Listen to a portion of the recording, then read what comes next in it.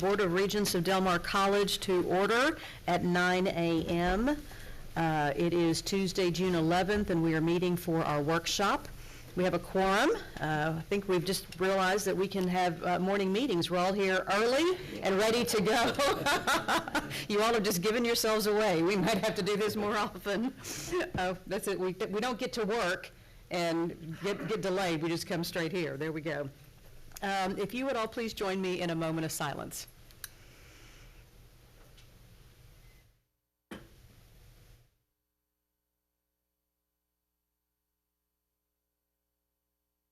Thank you.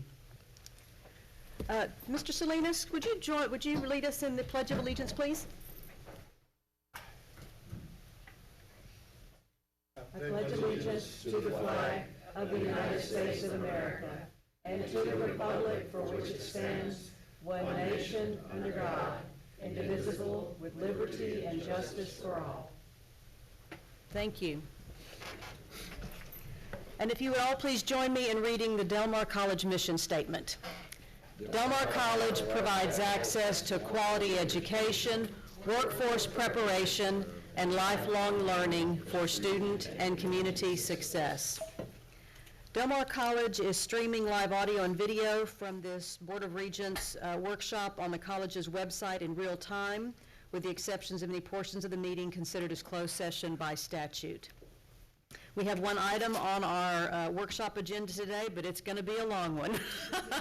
There's a lot of good information to discuss today. This is our continuing work on our strategic plan that will be adopted this fall and will carry us for the next 5 years. And so I'm going to turn it over to Dr. Escamilla and then Dr. Wilson to lead us in this workshop. Thank you, Regent Scott. And good morning, Regents. Good morning, everyone. Again, as Regent Scott stated, this is a continuation of our strategic planning processes here at the college, and that have been almost a year's long effort in pulling together thoughts and ideas to lead us into the next 5 years. As Regent Scott said, Dr. Christina Wilson is here to lead us in this conversation. I would just remind everybody that we're in the at least the third quarter, maybe the beginning of the fourth stage, the last part of this plan as we prepare to launch it this fall. And we are seeking feedback.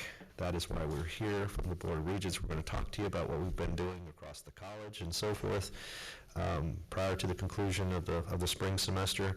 And I just want to begin. Before we begin, I want to thank Dr. Wilson and all the others who have come across and have given so much to the compilation of this work. It's been truly a college-wide effort. And with that, no further ado from me, Dr. Wilson. Nope. One more time. There you go. All right. Good morning, everybody. Thank you. This really is an exciting day. Really exciting. Dr. Escamilla mentioned almost a year. It's been 9 months exactly. When I was preparing these slides, I'm like, wow, we finally have this draft. So the committee has been working on this very extensively. We're really proud of this draft. We know it's not perfect. We know there's still some tweaks left to do. So we're really excited to hear what you have to say and hopefully see that we've captured not only your feedback, but that of the students, the faculty, staff, and community. So a few reminders before we get started about this process. We do run on a 5-year planning cycle. Our current cycle ends in August. The purpose of our plan is to focus on continuous improvement. We're always doing many things here at Del Mar College, but the act of setting our goals, setting our targets helps keeping us to improve. And of course, it's tied to our annual budget cycle. Again, 9 months. Our first workshop was in September. This is our 4th workshop or retreat, and we've come a long way. Again, very excited, very proud of what we have to show you today. Our goals for today are to share with you the feedback we received from the community, We did issue a community survey to get some feedback about where we should focus on our strategic plan. We'll share that with you. We're also going to provide an orientation to the format of the strategic plan. As Regent Scott mentioned, there's a lot to look at today, so it's possible, depending on going through each piece, it's possible we may not get through it all. I hope that we will, but my goal for today is that you feel comfortable with the structure, so that if by chance we don't get through it all, you can always ask questions between now and the final approval process. Okay? And the pieces of the plan that we're going to be looking at today are the goals, the KPIs, and the objectives. Here's our agenda. It's going to be a full day, of course, with a regular board meeting after this. My goal is to give you a break at 10 a.m. You have an agenda in your agenda with the times in your folder. So break at 10 a.m. and hopefully get you out by 11:45. That's my goal. All right, a little bit more background information. So you've seen this chart several times already. This is the image that comes from SCUP, the Society of College and University Planners, which is a model in which we're following. So starting in September, we started at the top with assessing our landscape. We designed our planning roadmap, and we are finally towards the end of phase 3. The official end of phase 3 will be in August, when the plan will come to you for review and approval.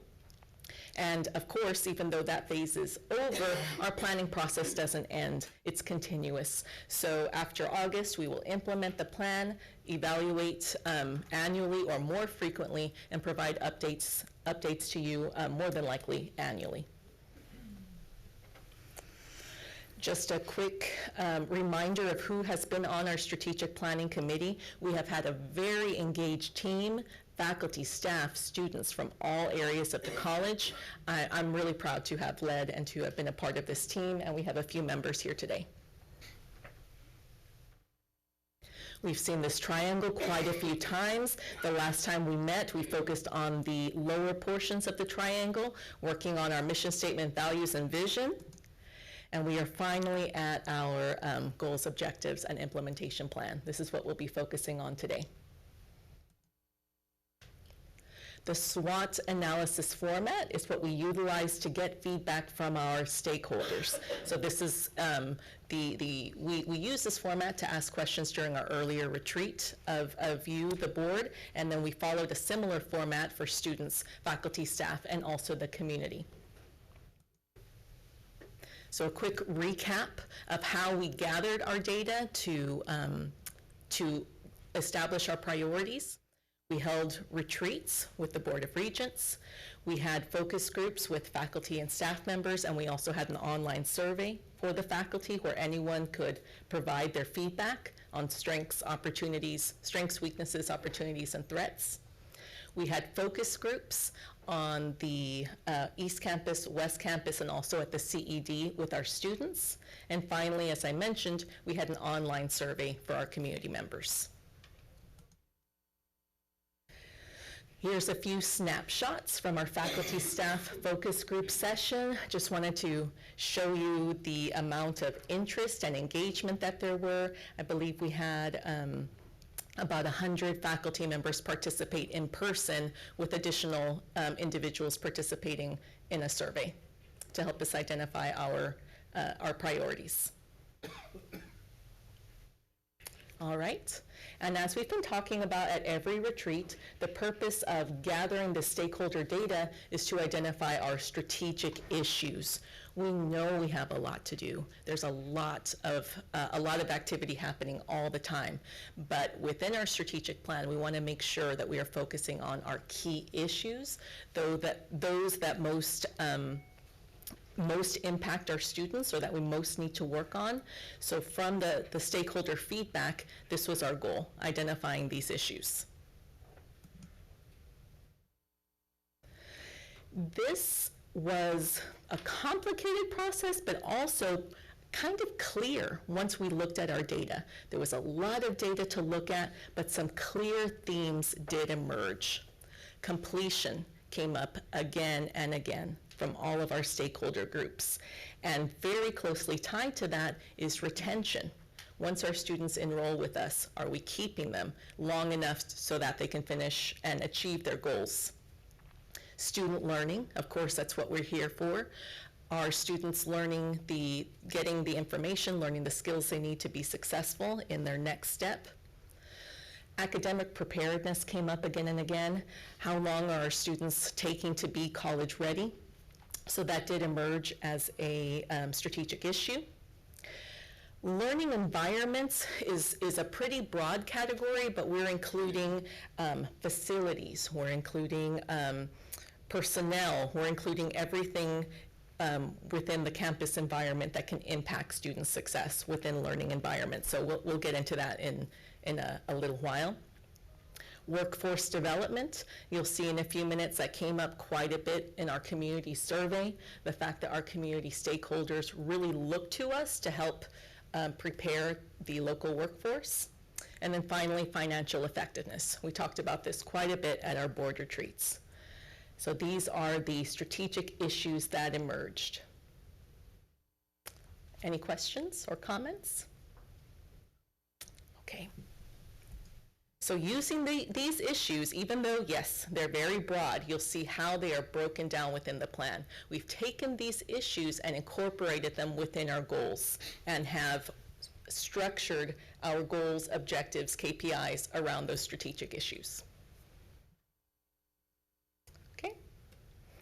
And the outcome is a new plan developed by our stakeholders, heavily embedded with stakeholder feedback, addressing our strategic issues, tied to KPIs, and implemented intentionally. That's going to be our next phase, which my team and I are already talking about. How do we, because it is a big plan, how do we ensure that we're not forgetting these goals, that we're monitoring them regularly, so we do have a nice structure in place for that.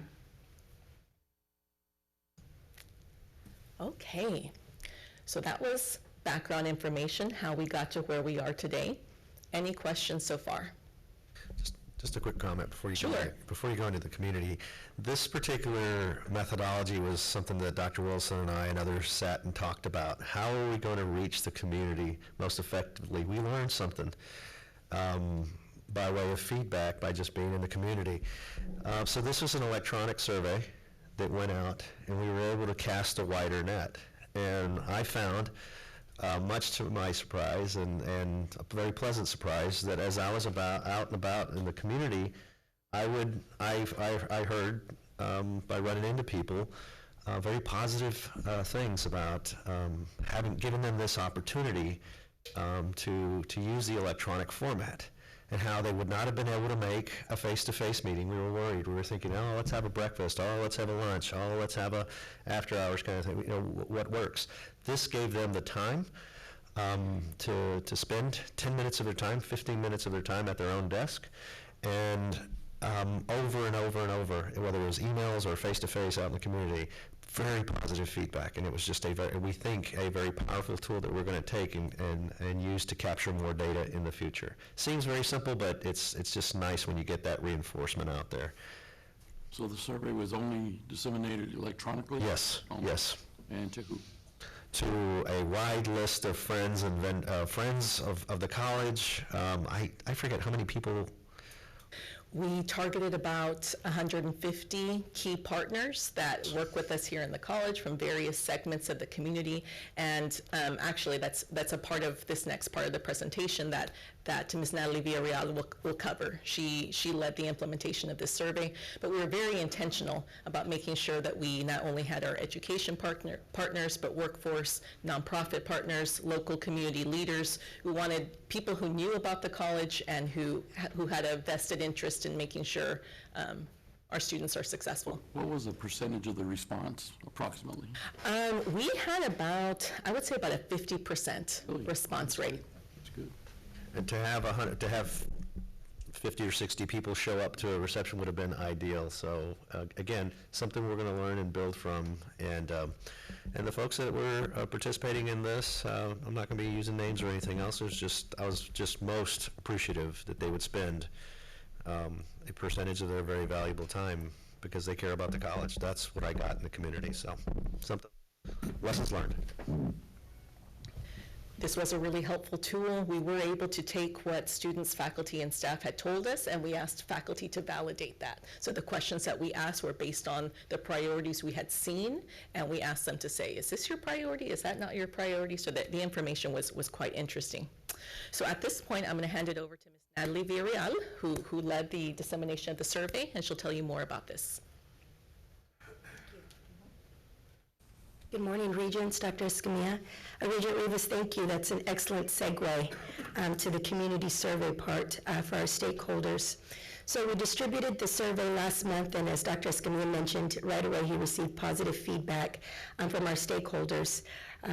So we strategically identified several areas. We sat down and we looked at all the different areas in the community that we impact and that are impacted by education, by the workforce, and by the general population here. So we looked at everybody from our Del Mar College alumni to our higher education partners, our K-12 partners. We looked at healthcare. We looked at private industry across the bridge in San Patricio County.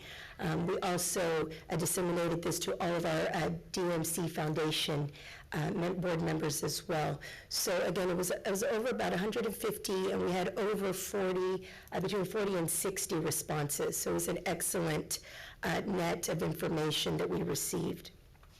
Again, the survey was brief.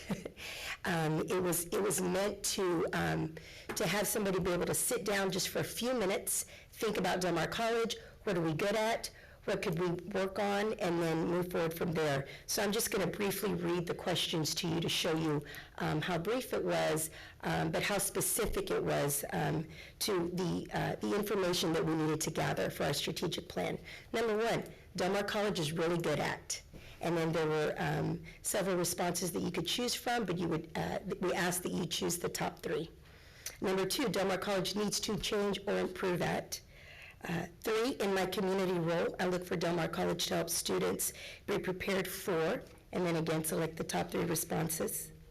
The biggest challenges facing our students was number four, and then five, Del Mar College needs to prepare for. And then, of course, they were given the opportunity to include any extra information. Oh, sorry. You go back one. Vince, can you go back one, please? So this is what we're really good at with the community. Offering high-quality degrees, certificates that really meet the needs of our industry in our local region. We're really good at maintaining affordability, and then supporting the educated workforce in the development of the area. What we need to change or improve. Academic supports for our students, creating a welcoming and caring environment, and then, interestingly enough, as we are really good at offering high-quality degrees and certificates, others in the area felt that we also needed to improve that as well. And what we found through the comments is that our community, our stakeholders, they want to make sure that we're listening to industry and that we are looking to the future at what is coming and meeting those needs, not just the current needs of our community. So that was very interesting. I look to DMC to help students be prepared for. So we know that our community stakeholders are committed to our transfer students who are attending the universities. Entry, again, into the workforce. As you know, workforce is coming up over and over again in the survey. And also, I think people are starting to get wind of the fact that many of our population out there struggles with knowing, what do I want to be when I grow up? Whether you're 18 or 25 or 40 or 50, in today's society, that question comes up constantly, and our community wants to make sure that we are doing things in our strategic plan to address that for our student at all levels. When it comes to challenges that the community feels that our Del Mar students face, of course, our socioeconomic challenges came up, number one, academic preparedness, but then also navigating through college, which is something that we've heard from our students. Again, regardless of age, regardless of where you're at in your life, coming onto a college campus is very intimidating. And even if you feel like you can navigate, there's always seems to be things that get in the way of our success and our persistence. So that is something that our community hears about, anecdotes that they're hearing from students and things that they want to make sure that we're addressing strategically. What we need to prepare for, again, here comes the industry, the emerging needs of our community, our economic development, and interestingly enough, the growing demand for online courses. Some of the comments that came up, again, people were given the opportunity to add in their own personal comments on this survey, is we do continue to have an excellent reputation in the community. We are considered a major asset when it comes to our transfer students and also to us providing the much-needed workforce that's in demand. And again, our community wants to make sure that we are aware of our non-traditional and our first-generation students and making sure that we are preparing them for the outside world and industry. Technology came up as well in the community survey, and making sure that, that we are ahead of the game and prioritizing technology on our campuses and for our students. Is high touch supposed to be high tech, or explain High touch resources that they're able to come onto campus, you know, sit down, work with people, have that direct access, whether they're online, you know, whether it's with tutoring, mentoring, being able to be in touch with their professors, or being able to come on campus and easily find those resources that they can receive quickly and consistently. Are these comments verbatim, or are they statistically representative of the comments that you received? These comments were verbatim, yes. So how many comments did you receive, and is this a fair summary of those comments? I believe so. Yes. Dr. Wilson? You chose the ones that were most representative. They were quite. It's on. I believe it's on.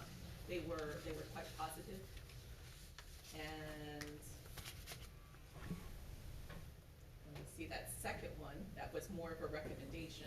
So yes, I would say they were quite representative. I would say we received maybe 25 comments or so. Okay. Dr. Wilson and Ms. Villarreal, I think this is an excellent idea that you survey the community, but in the future, can we get a copy of that survey? Because Absolutely. I must have been the only one who didn't see it, but I think it'd be nice if we got a copy of the survey also. Okay, do that. Yes, ma'am. Thank you. Any other questions? Okay, thank you.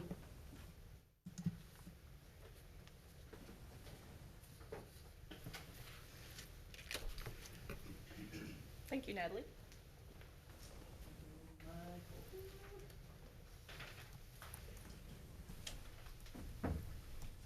All right. Now, moment of truth. Time to look at the plan. So within your folders, you have a few resources there that I want to show you and describe the differences between them. The plan with the blue cover is the plan version that will come before you in August, of course, with any tweaks that we discuss today and between now and then. This is the plan that contains our goals, our KPIs, our objectives, and is the one that will be most widely disseminated. The pink plan, the one with the pink cover, is what we're calling our operational plan. The goals, KPIs, and objectives are the same as in the version with the blue cover. The only difference is we have added institutional strategies. These strategies are still being vetted. A lot of them, I'm sure you've seen before. They've come up in discussion at the board, 8-week sessions, for instance, advising redesign, our QEP, looking at the possibility of housing on campus. Those are institutional strategies that we know we're going to want to develop and implement within the next 5 years. They're not fully developed yet. So at this time, we're not including them as part of the formal plan, but I wanted you to have them so you could see the exact activities that we do plan to implement to meet our goals and our KPIs. Okay? So you have the first look plan, the operational plan. Within your packet, you also have a worksheet that describes the student achievement KPIs in depth. Believe me, I know that when you're looking at the student achievement KPIs, it can get pretty overwhelming. Just the name of the KPI doesn't really tell you what you're looking at. So just to clarify what student populations we're looking at, which indicators are required by our coordinating board, and also the indicators that are student success metrics. Those are the ones that are tied to our funding. So we'll be referring to this so you can have some in-depth knowledge of those KPIs. All right, any questions about those materials? Excuse me, on the pink sheet, Yes. under institutional strategies, you stress ISD partner training, which I think is very important, and I don't see that in the blue one, unless I'm missing it. I just Yes, glanced at it. you are right. It is not going to be in the blue one. So we're calling this our official strategic plan, the one that will go before you in August. The strategies are missing because we're still prioritizing them. We need to decide what's going to happen year 1, year 2, what's going to happen later. And of course, it's tied to budget, so we want to make sure that we have that all spaced out. So you're not going to see the strategies in the blue copy. Dr. Wilson. Yes, ma'am. 2 or 3 years from now, if we have a real good program, would we be able to add it to our plan, or would we just wait until the next term? Let's say that we come up with a real good program, that's really working, it needs to be in the plan. Would you be able to include it? Yes, Okay. definitely. And that's part of the benefit of having this kind of distinction. Our goals, KPIs and objectives, they're broad and still specific. So we can approve this plan, meanwhile adding strategies and tweaking as we go. That's part of that ongoing evaluation process. My goal is to provide an update every year. I'm sure that at every board meeting, there's going to be information about various components of the plan, but our intention is to keep it alive and active, especially when it comes to the data. We want to look and see, are we moving our KPI metrics? If not, what can we do differently? So that's an excellent question. And yes, we're going to need to add it. Let me just add something, Dr. Wilson, if I may. Regent Estrada, you bring up a very good point and something that I was going to bring up earlier, and that is that there's flexibility built in to any plan.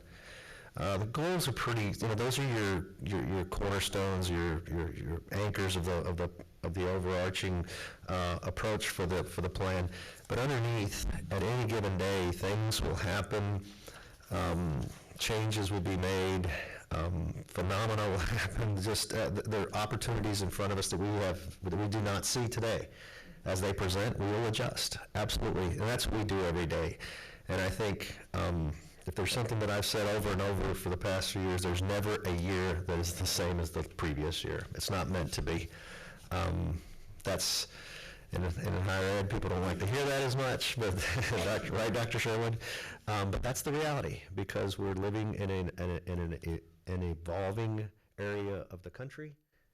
Not just by way of the economy, but in every sense, and so we have to be responsive. So, if I might, because I think this is a good discussion, from a governance standpoint, what we will be approving will be vision, mission, core values, goals, and objectives. And the president has to have the ability over the next 5 years to work the strategies and tactics. That is his job as the CEO, the chief executive officer of this entity, is to manage those strategies and tactics. So yes, he will definitely have the flexibility to do that to reach the board-adopted goals and objectives. So what I'm hearing you say is that the goals, objectives, and vision, mission, those will remain the same, but any other strategies that we feel we need to add, we can Yes. go ahead and do that. Thank you. Yes. So I have a question regarding the KPIs. At what point are targets associated with those? Because they're just measures now. They're not actually setting a target. Yes, you're right. I would like to draft some targets this summer and finalize them by this fall. And that will involve, of course, looking at our data, as we've shown before, and setting a reasonable, though ambitious target. So our calendars don't quite sync exactly, so I certainly understand that and am fine with that. In the future, we probably want to look at that in the April, May, June timeframe, because that's the point at which we are doing our board self-evaluation, we're doing the president's evaluation, and those targets, his annual objectives and goals for the years, ought to align with the strategic plan annual targets. And so just let's be clear that in the future, we want to see, even if next year it's only an 8-month target, let's shift the calendar in 2020 so that we have that annual review in that March, April, May timeframe, so that we can align those things together. I don't want to have us have an annual discussion in March, April, May, and then have another annual, are we reaching our targets discussion in August, September, October? That doesn't make sense. Let's have that discussion at the same time. There'll be some syncing that'll need to take place, and that was one of the things Dr. Wilson and I talked about when it came to the KPIs for that very reason. So we're on board with that. The other thing is that the KPIs are the finer details that we have to sit down and establish together, and so duly noted, and we're on board with that. Yes, I'm completely on board with the syncing and then the targets. That makes absolute sense. So any other questions about kind of the structure right now? We're going to go through some detail of what the words actually say and have some discussion around that, but any other questions around kind of the structure right now? Thank you. And I do know it's a lot, so thank you for bearing with me. All right. So for the majority of our discussion, we will be looking at the blue draft. You are more than welcome to look at the draft with the pink cover, the operational draft, if you'd like to see what those details are of what we'd like to implement. But as Dr. Escamilla mentioned, we're going to want to focus on years 1 and 2, figure out which strategies we're going to do first. We're going to need to operationalize those, and those discussions will happen this summer through this fall. So again, this first look draft has the vision, mission, core values, goals and KPIs, and objectives. You'll see it again in August. Operational draft has the same components with the addition of institutional strategies. And now let's talk about language. This has come up in prior retreats because I know different plans, different organizations use different verbiage. So for our plan, just want to make sure we all have the same understanding of these terms. What we're calling our goals are broad priority areas. Those are the broad strategic issue areas that came out from our stakeholder data collection. So you'll see that, that little board, a big issue, our big goals. Our key performance indicators describe how we will meet them. How will we know when we've met our goals? What can we monitor over time to see what progress that we're making? And again, as I mentioned, you do have a handout which you can refer to as we go through our goals, which indicate whether or not a particular student achievement KPI is required by the state of Texas. So you can see this is something we're producing for the state. There's also additional KPIs that we produce for ourselves, for our own knowledge, and additional coordinating board KPIs that are also success points, which tie to our funding. So then this will sync up with 60 by 30 plan? Yes, exactly. As I've mentioned several times, there's so many things going on in higher ed, and my goal here is to make sure all of our efforts are aligned. So the 60 by 30 goals are embedded within this plan. Okay. So when you look at your plan drafts, your objectives, similar to goals, but they're more narrow in scope. They identify what we wish to accomplish. So each of these pieces go from more broad to more narrow, with the strategies in your blue copy being the most narrow and operational. So you'll see within the goals and objectives, there's going to be things that look familiar to you there from prior discussions, what we heard today from Ms. Villarreal regarding what the community wants, what the student wants, and of course what the regents see as priorities. All right. Institutional strategies. That is, those are the methods and tactics that faculty and staff will use to accomplish the goals and objectives. One thing I'd like to note, as you look through this pink operational plan, it looks like a lot, and it definitely is, but I want to note that this isn't everything that the college is doing.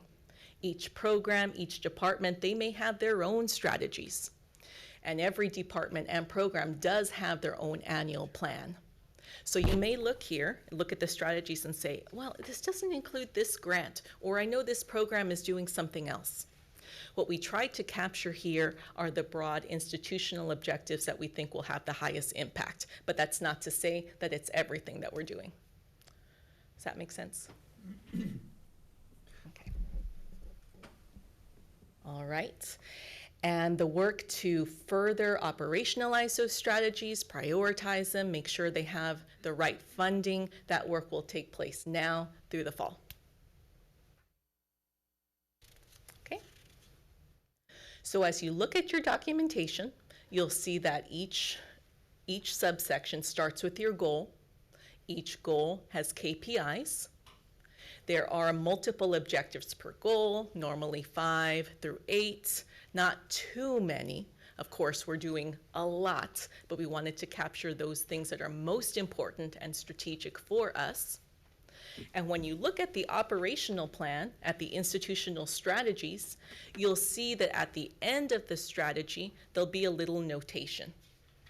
So here on this slide, for goal 1, that first institutional strategy, there's a notation G1, O1. So we've attempted for each strategy to show which particular objective it's meant to support. Some strategies support multiple objectives. Some only have one big strategy. So as you're looking through it and wondering, okay, here's a goal, here's an objective, how are they going to get this done? Take a look at the strategies and you can see how they're aligned. Does that make sense? Okay, great. All right, so again, our goal for today is to review as much of it as we can. If we don't get through all of it, I want to make sure you feel comfortable knowing the different sections, knowing what you're looking at, so that if you do have questions before August, we can set up meetings or other communications to get your questions answered. Okay? All right. Do we have access to the one we did 5 years ago anywhere? Yes, Strategic it is plan. still on our website. I did not give you a copy today, but if you'd like, on the DMC website, you can pull that up. It is available. That's okay. Yep. So is the one prior to that as well. One quick thing is that Regents, it's important for us all to understand that these plans are still overarching for the entire college. Every academic and student support unit, from including all of the administrative areas, facilities, everybody has what's called an institutional effectiveness plan or an assessment plan going on. That's a whole other ball of wax that is tied to this. So this is meant to be overarching for the entire college, overarching, and every academic and support unit, every one of them, has its own plan to make sure that it monitors its progress. Okay, so there's many, many more layers beyond this, and that's what's called our assessment and institutional effectiveness process, which Dr. Christina also helps lead at the college. But again, every unit is responsible for a much deeper and richer assessment process. So this is just the guiding principles. As deep as it seems, it's very shallow still. Yes, hundreds and hundreds of documents that we look at. Every program is very busy, but I believe that this new plan will form that basis for the next 5 years very successfully. All right, so let's look at our goals. From the strategic issues, we've identified 6 distinct goals. The first one being completion. We feel like helping students to meet their goals, regardless of what it is, whether it be credit accumulation, completion of a degree or certificate, or transfer, that should be our first goal. Recruitment and persistence. Once we recruit students, get them enrolled, do we keep them? How can we keep them engaged? Goal 3 is academic preparedness and student learning. How can we help those students who are not academically prepared become ready for college level coursework? And also, how do we ensure that our students are learning what they need to be successful, whether in a 4-year degree or in the workforce? Learning environments. We want to make sure that we're developing student-ready environments, so when they come to campus, we're ready for them and can meet their needs where they are, welcoming and engaging. Goal 5 is workforce development, community partnerships, and advocacy.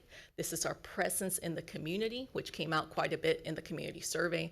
Are we meeting community needs, either through services offered or through the programs that we offer?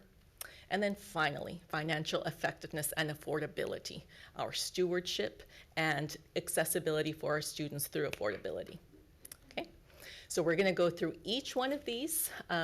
Please refer to your packet, however you choose to do, and this is the time. Tell us what you think. Tell us what questions that you have, or if there's any tweaks, or if there's anything that doesn't make sense. We've been looking at this for quite a while. We're kind of been living and sleeping strategic planning, so it's really helpful to see it from another set of eyes.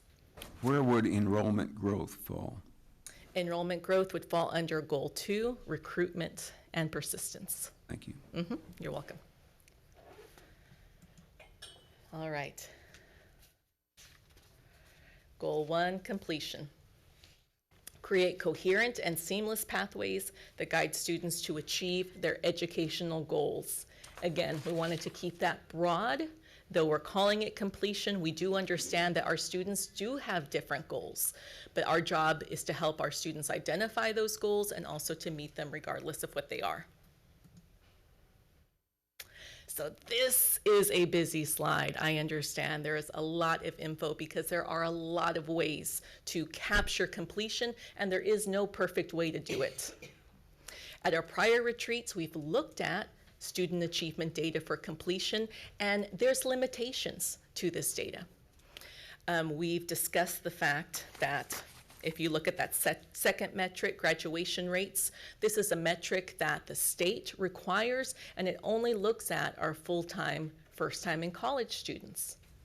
It's helpful for us to look at, but it doesn't give the full picture. So I do recommend at this time that you take a look at your resource for student achievement KPIs, because this is the most complicated set of KPIs in the plan.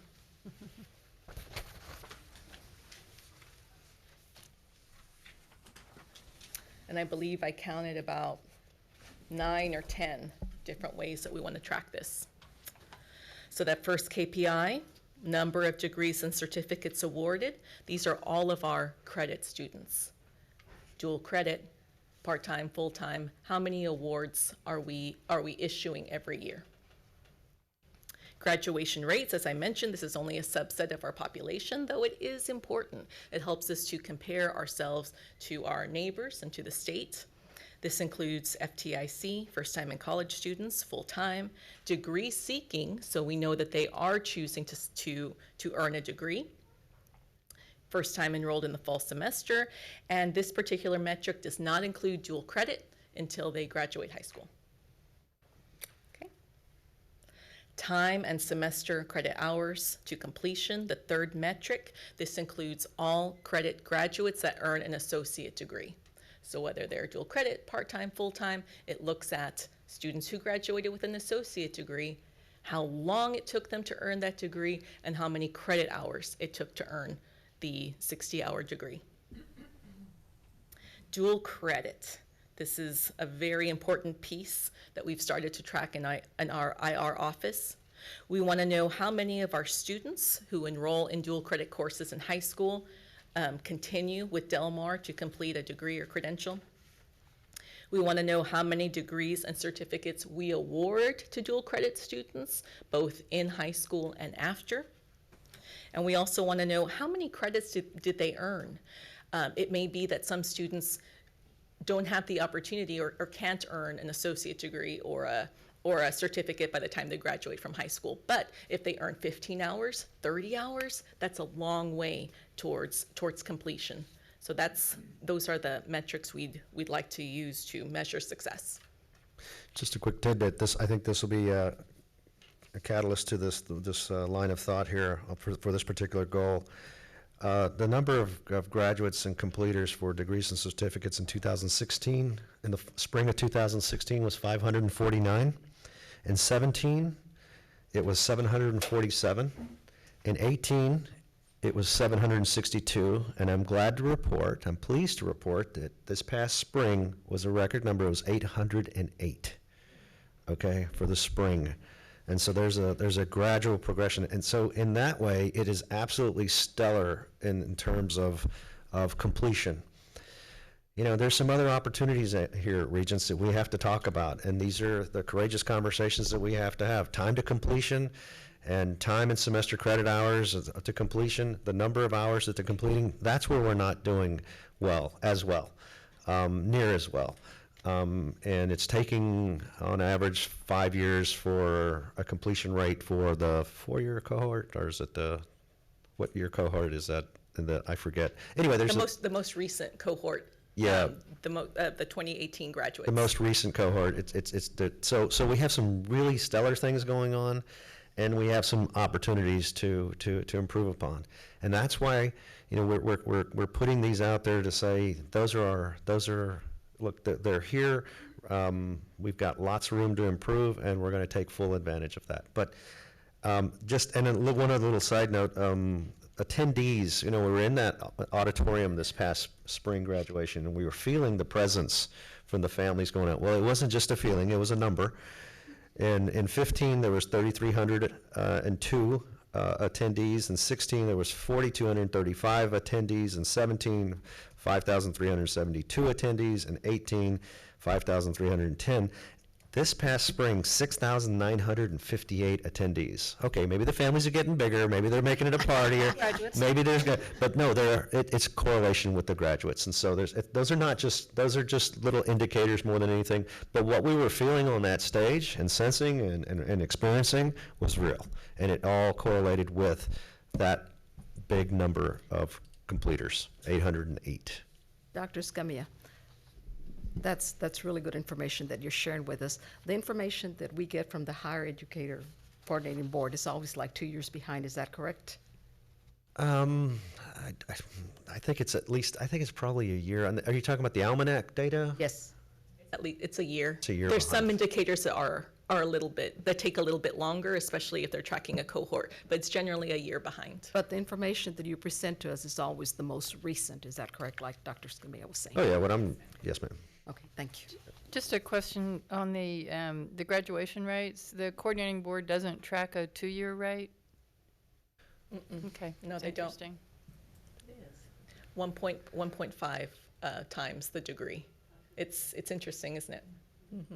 That may be a segue to my question. I know these are things that the coordinating board, or many of them are. Is there a reason that could we track 2-year, or is that valuable? We could. We definitely could. We would identify the cohort, and then that would be our own metric. I mean, is that valuable, I guess, or is it important, or is it part of our goal? And the same would be said, is there a reason for us to track graduation rates for not first time in college, you know? Yep. So what we're working on is putting together a methodology that tracks intent. Okay, that's a big, broad term, and it's in the numbers world, I know I go to the research office and they look at me like I'm, making things up. Well, we are, and we're trying to be unique, and we're trying to find and establish data that's outside the frameworks of what the state and the feds give us. We're working on that, and Dr. Silva and Dr. Wilson and I had meetings on this one, and we have to customize that and build it ourselves. I don't want to have numbers just for the sake of having numbers. I'm not suggesting that just because we can gather the number, but if it's valuable outside of what the coordinating board is doing, then let's do it. It begins with analyzing what we have, and that's a quick way of establishing a baseline. And so in some ways, it's not as onerous. It's really just aggregating and disaggregating the less than 3-year cohorts and that sort of thing. So we're working on that. And I think that'd be a great institutional strategy, to be honest. So, Duly noted. so what I'm hearing is the question, is there a value in something less than the 3-year graduation rate? And that might be slightly different from a not first-time in college student who comes to Del Mar and says, my intent is to get a certificate to go to work, or my intent is to come back as a 30-year-old, and yeah, I had some college, but I need to throw away my old transcript and start brand new, and I want to get a degree. So those are actually kind of two different things, and I think we probably need some board discussion on, do we want to see a 2-year graduation rate, which would, again, be similar data for the 3, 4, and 6 year, and or do we want him to continue the work on intent? I think those are two different things. They are, and there it is right there, and I'm glad you brought that up, Regent Scott, because the certificates are less than 2 years, and I think that's a whole cohort in itself that presents the short term, whether it's 18 weeks, 4 weeks, 18, well, no, it has to be, for the credit side, it's longer time, but it's months, it's not years, and so that represents the less than 2, albeit on the certificate side. I think what we're all talking about is less than 2 years credit degree. Is that right there is something that we can analyze simply by, I say simply, theoretically simply by aggregating and disaggregating who's graduating in less than 2 years with those kinds of things, because Great marketing. I mean, Yes. I would want to know. Yes, ma'am. Sure. And that's what you're talking And As a student. and Dr. James is taking notes, and I can see the wheels turning. So this is when I say it's being noted, I assure you it's not me, it's Dr. James that's doing that. So I'm not hearing anybody disagree with the possibility of both of those KPIs being, maybe not, we're not going to commit to them yet, but for you all to explore those 2 KPIs and potentially adding them to the mix. Is there any, Sure. is there any disagreement with that? And I believe that we have that in our statistical profile as well. And you mentioned FTIC. We have to choose that first semester when they enter, but we do have data on the non-full-time FTIC, and we can look at it for 2 years if we think that'll be helpful. KIC is first time in college. Yes, sir. Okay. Thank you. Yeah, I throw Yeah, around I'm not acronyms sure quite a that bit. if they're not full-time, that a 2-year metric is It's going to mean helpful. anything. It is a smaller segment. The average student is taking less than 3 classes on average, but that's a mean average number. So, but it's real. I mean, the majority. That's the other thing. One of our strategies and our plans are to make more full-time students, and when we have those strategies, we'll put together. It's such as the 8 weeks format is designed to enable more students to become full-time. And these are, I'm sorry. The 2 things on this that really excite me about efficiency and effectiveness, or time and semester credit hours to completion, and increasing our percentage of full-time students, moving them from part-time to full-time. I think those 2 things are where I'm really going to get excited about if we see those numbers moving. Because number of degrees and certificates awarded is helping people get to the finish line, but we don't know how long it took them to get to the finish line. So I applaud that work, and I don't want to stop that work. But those 2 metrics that I just mentioned get me really excited, because that again, we'll see efficiency and effectiveness measures. I think those are 2 key ones. Yeah. So, Yeah, and just as a note that the time and semester credit hours to completion, that's actually 2 KPIs. Yes, that's true. That's true. I do like to put them together, though, because when, as Dr. Escamilla said, it takes our students 5 years on average, though we do know that our students are not traditional. So to me, that metric doesn't tell you much unless you have the other one along with it. But you're absolutely right. They're They can be listed separately. So do you want to separate them out so that we see, they're going to be reported separately, I guess, so. Separately, right. Can you repeat those again, which two? Time and semester credit hours. Yeah, time and semester credit hours to completion. So time is the number of semesters, and then the semester credit hours is how many hours, did they take, 120 degrees to get 120 hours to get a 60-hour degree. I got you. Any other comments on these KPIs? This is important discussion for us to all be aligned on. When we talk about KPIs, we're also talking about like a timeline, correct? That's what Dr. Sherwood was talking about earlier. What are the targets? So these are measures right now, and what they're going to come back to us this fall is that we want to see by spring of 2021 that the semester credit hour number has decreased by X percentage. Yes, exactly. So it'll be a The trend. time. Is that Yes. the same time? Okay, Yes. timeline. Yes, at this point in time, we're looking just at the measures themselves, but you're absolutely right. We're going to need to look at trends and then identify what we want to aim for within the next year, 2 years. And we'll be bringing them back in a dashboard format as we've done in different versions before. I hate to keep going back to this, but I still think the important issue here is our partnership with the ISDs. Because until we develop a plan to get these kids college ready right out of high school, those college hours are going to keep increasing with them taking remedial or developmental courses for a year or two. You'll see some good work on that in goal number 3. That was a strong item of discussion within our committee. We really honed in on that because it came out of the focus groups. We're all quite concerned, so we've started talking about some strategies for that. There was a time back when I got on the board that some of the faculty from Del Mar would go out and meet with the faculties at the ISDs, at the high schools. Like our math department, some of the staff here would go out there and meet with them and tell them, this is what we expect our kids to bring with them. I believe that is still happening, but we want to make sure that it's happening regularly, that the communication continues, and that they see our data. That's another piece of it. This is what we expect, and what can we do to bridge that gap for those students that aren't college ready. So it's happening, but I think we can improve on that. The issue is that they just keep teaching for the tests, for the STAR tests. Well, let's have a more robust discussion about that when we get to goal 3. Okay. So anything else on goal 1 KPIs? I know she has more to go over on this. No. These are some good ones. So we talked about dual credit, percentage of students enrolled part-time and full-time. That makes a big impact on whether or not they complete and how quickly they complete. And then, of course, transfer. So I mentioned that this is the completion goal, but we do understand that students have different goals, and our role is to help them complete that goal. So some students, we would love for them to complete their associate degree before they transfer, but even if they don't, we still consider that a success if we're able to give them the fundamentals that they need to be successful when they transfer. Do So we there's a need lot of them. to include the reverse transfer into that number? Whenever they leave before they complete the degree, but then the reverse transfer piece, I mean, I'd want to make sure that gets included. Okay, duly noted. I'll have to confirm that.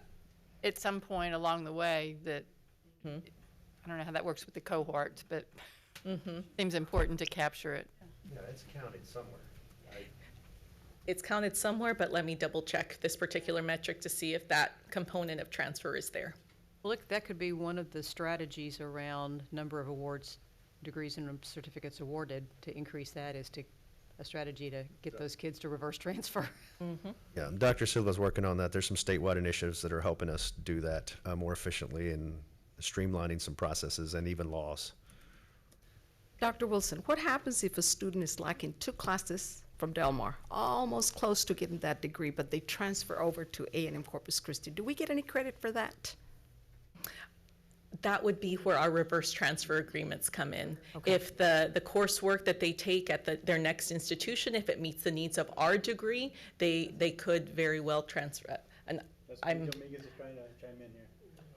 And I'm answering, but I realize I have the experts here who can. Tricia, would you come sit up in the front so we can, because I know you're reacting to a lot of, you got a lot of good information back there. Dean Dominguez is in charge of a lot of these initiatives, and so let's go ahead and get you on the mic. So, When a student transfers, we do have the reverse transfer process with, the universities in our area and Corpus and Kingsville. The other thing is that when we report it on the CBM reports, if the student has completed core, which majority of them have, then we get success points for core completion. We get success points for various indicators. And so more than likely, we haven't gotten a success point because they graduated a program of study, but we'll get it on the return on the reverse transfer, and if they left our institution and completed core. Thank you. I'm always hearing about retention, okay? So, and there's a lot of stuff here that's very good. I really like and stuff, but retention, do we have any kind of a percentage as far as how many enroll and then how many leave for whatever reason and stuff like that? Yes, we do. And that's actually the focus of our second goal, goal 2. And we have KPIs specifically for retention. So we will definitely cover that. Let's go ahead and move on to the. Sure. Okay, so let's take a look at the objectives, how we plan to meet that completion goal. These are still all around goal 1. We haven't left goal 1 yet. We haven't. That was a disclaimer. That was a disclaimer in the beginning. I thought I'm going to try to get through it all, but as long as you feel comfortable with the structure, you can always ask questions later. Credentials completed. We want to increase the number of students earning degrees or certificates each year. Time and semester credit hours to completion is objective 2. Decrease the amount of time and the number of excess credit hours a student attempts in pursuit of an associate degree or certificate. Objective 3, full-time enrollment. Increase the number of students who are enrolled full-time. Objective 4, dual credit matriculation. Increase the number of dual credit students who matriculate to Del Mar College after high school graduation to complete a credential. Objective 5, continuing education. Strengthen pathways from continuing education programs to credit programs. And the final objective for this goal, 6, transfer. Increase the number of students who transfer to a 4-year institution. So I have a question on this one around the word strengthen pathways. As an objective, how do you measure strength over time? What it would be the measurement for that? And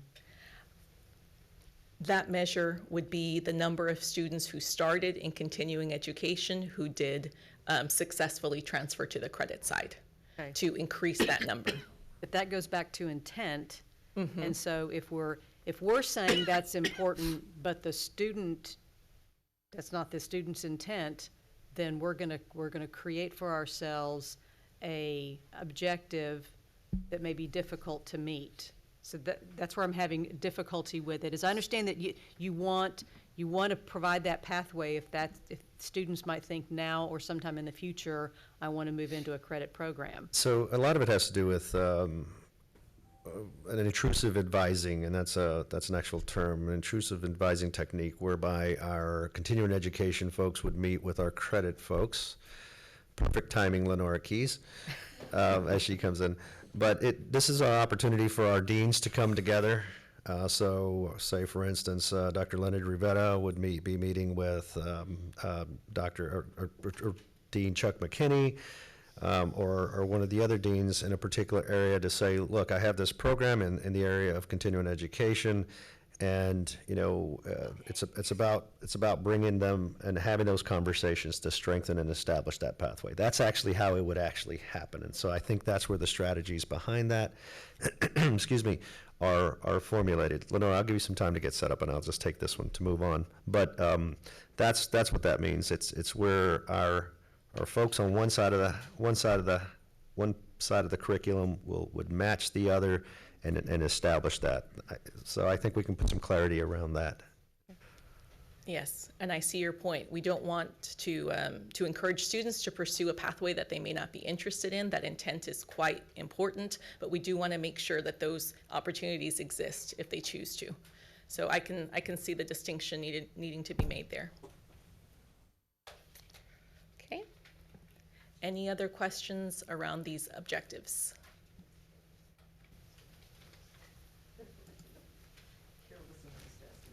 No, I want you to. I want you to, but we were getting caught up on the KPIs for goal 1, so I was just wanting to make sure that we've got lots more to discuss here, that a lot of these questions will be answered as we move through the rest of the goals. All right, you can see all of the strategies that we're currently working on in the operational plan, but here's a few that we intend to implement to meet these goals and objectives. The first one is increasing the number of 8-week terms offered. We've discussed this quite a few times in prior retreats and prior board meetings. We have seen quite success at our peer institutions with schedules that allow students to take more classes within a shorter amount of time. It just works for students better than those long terms do. So we do offer 8-week sessions now, but structurally we want to make some changes to make sure that we can offer more, a full schedule of 8-week classes. As we've mentioned a few times this morning and also previously, student intent is key. We've talked also previously about advising, right? And making sure students get the support that we need. Well, we can't give them the proper advising if we don't know what they want to do. So we want to make sure that when they come to us and also when they regularly check in with us, that we know what their intended goal is. So Dr. Silva is looking into ways to capture that. And finally, advising. This is our QEP plan required by SACS, but also something that came out of our focus groups. We want to offer comprehensive training. We want to take a look at our processes and make sure that those successful practices are being implemented across the board. We want to make sure that we have advising materials online that are consistent, and of course our dual credit population, making sure that they're getting the help that they need to be successful in high school and they can efficiently transfer into a program before or after high school. Those are just a few of them. There's quite a few in your packet, but that's just a snapshot. I want to call out in the pink packet, if you'll look on page 5, it actually refers to prior learning assessments, which is one of the issues. We'll talk more about it in recruitment and persistence and later on in goal 3, but there's one place where create prior learning assessments so we can realize what students are coming in with, what skills and knowledges are they coming in with. So that's one of those places where that issue is going to be addressed in a couple of different goals, which I like the cross-pollination of this there. So. Yes. Yep. There's a lot of alignment there. Any questions about goal 1 and any component of it? Christina, before we move on, we're going to take a break because we're at 10:07. Perfect. So if we can take a little 10-minute break, that'd be great. Okay, thank you.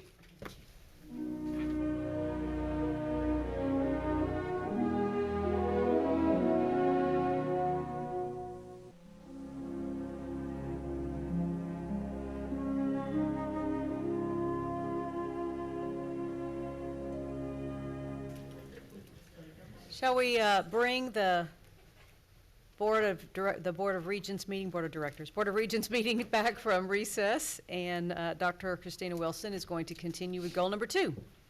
Let me make a little preface here. We're not going to get through all 6 today, obviously, but these first 2 or 3 are the big ones, and so if we could work at least maybe through goal 3, maybe 4, but you're going to get the structure on which she's created both the plan as well as the institutional strategies, and then she's going to be reaching out for individual feedback over the next month.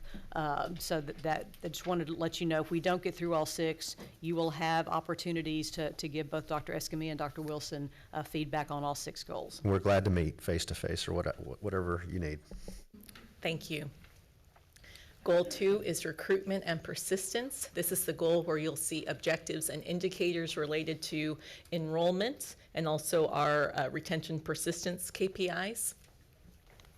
We describe it as this particular goal is to recruit and attract students to Del Mar College and provide resources to support continuous enrollment until achievement of their educational goals. This KPI list is more straightforward than Goal 1's KPI list. We will look at student enrollment overall, and you do get this update pretty regularly. We look at credit and non-credit annually and by semester. And one thing I could probably add as well are contact hours. I know that's something that you look at as well. Fall to fall persistence rates. So that's looking at students enrolled in the fall semester. This is all of our students. How many of them are enrolled by the same time next year? We want to see who's staying with us. And also student classification. This ties very closely to persistence. How many of our students are earning enough coursework to be classified as sophomores? That's something that we looked at in earlier retreats and was a little bit of a concern that most of our students are freshmen, which is fine. They're getting their foundation work, but we do want them to accumulate enough credit to graduate. And again, you can see which particular measures are coordinating board metrics and which ones are success points metrics. Any questions about these? So you just mentioned student contact hours. Are you going to add that as a KPI or not? Yes. Okay. In looking at this, I realized that that is a part of what you do usually see, and that wasn't included along with the student enrollment descriptors. So yes, we will add it. And from a legislative standpoint, the success points are a hot button item for the legislature. They are watching those ever so closely. And let me just say that a success point is not a success point is not a success point. Some are more heavily weighted than others due to the nature of instruction, and frankly, those more heavily weighted success points this last legislative session is what made all the difference for us financially. It was a good year. It wasn't a great year for us. We'll talk about that later, but in the legislative report, it was a very solid year. But success points is something that we have got to watch very closely. All of our strategies that we set up will yield success points. That would be the biggest, one of the greatest indicators for us. VP Garcia, our CFO, is on our planning team, and I know this is something he's brought up again and again to ensure that we're keeping these success points in mind and they're integrated with our KPIs. Legislators want to give that more of a focus, and they're more quickly. Well, they're more supportive of something that is competitively based, performance-based, than not. Okay. Any other questions or comments about these KPIs?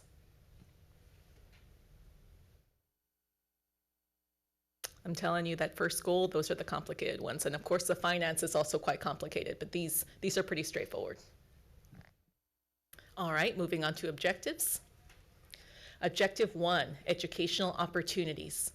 We want to expand and promote educational opportunities throughout the college's service area to seek and recruit both traditional and non-traditional students.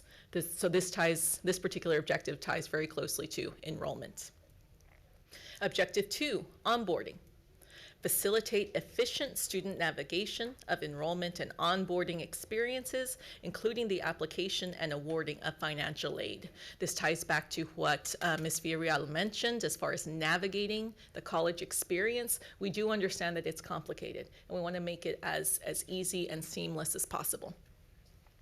Objective 3, persistence. We want to increase the percentage of students who persist from year to year and term to term.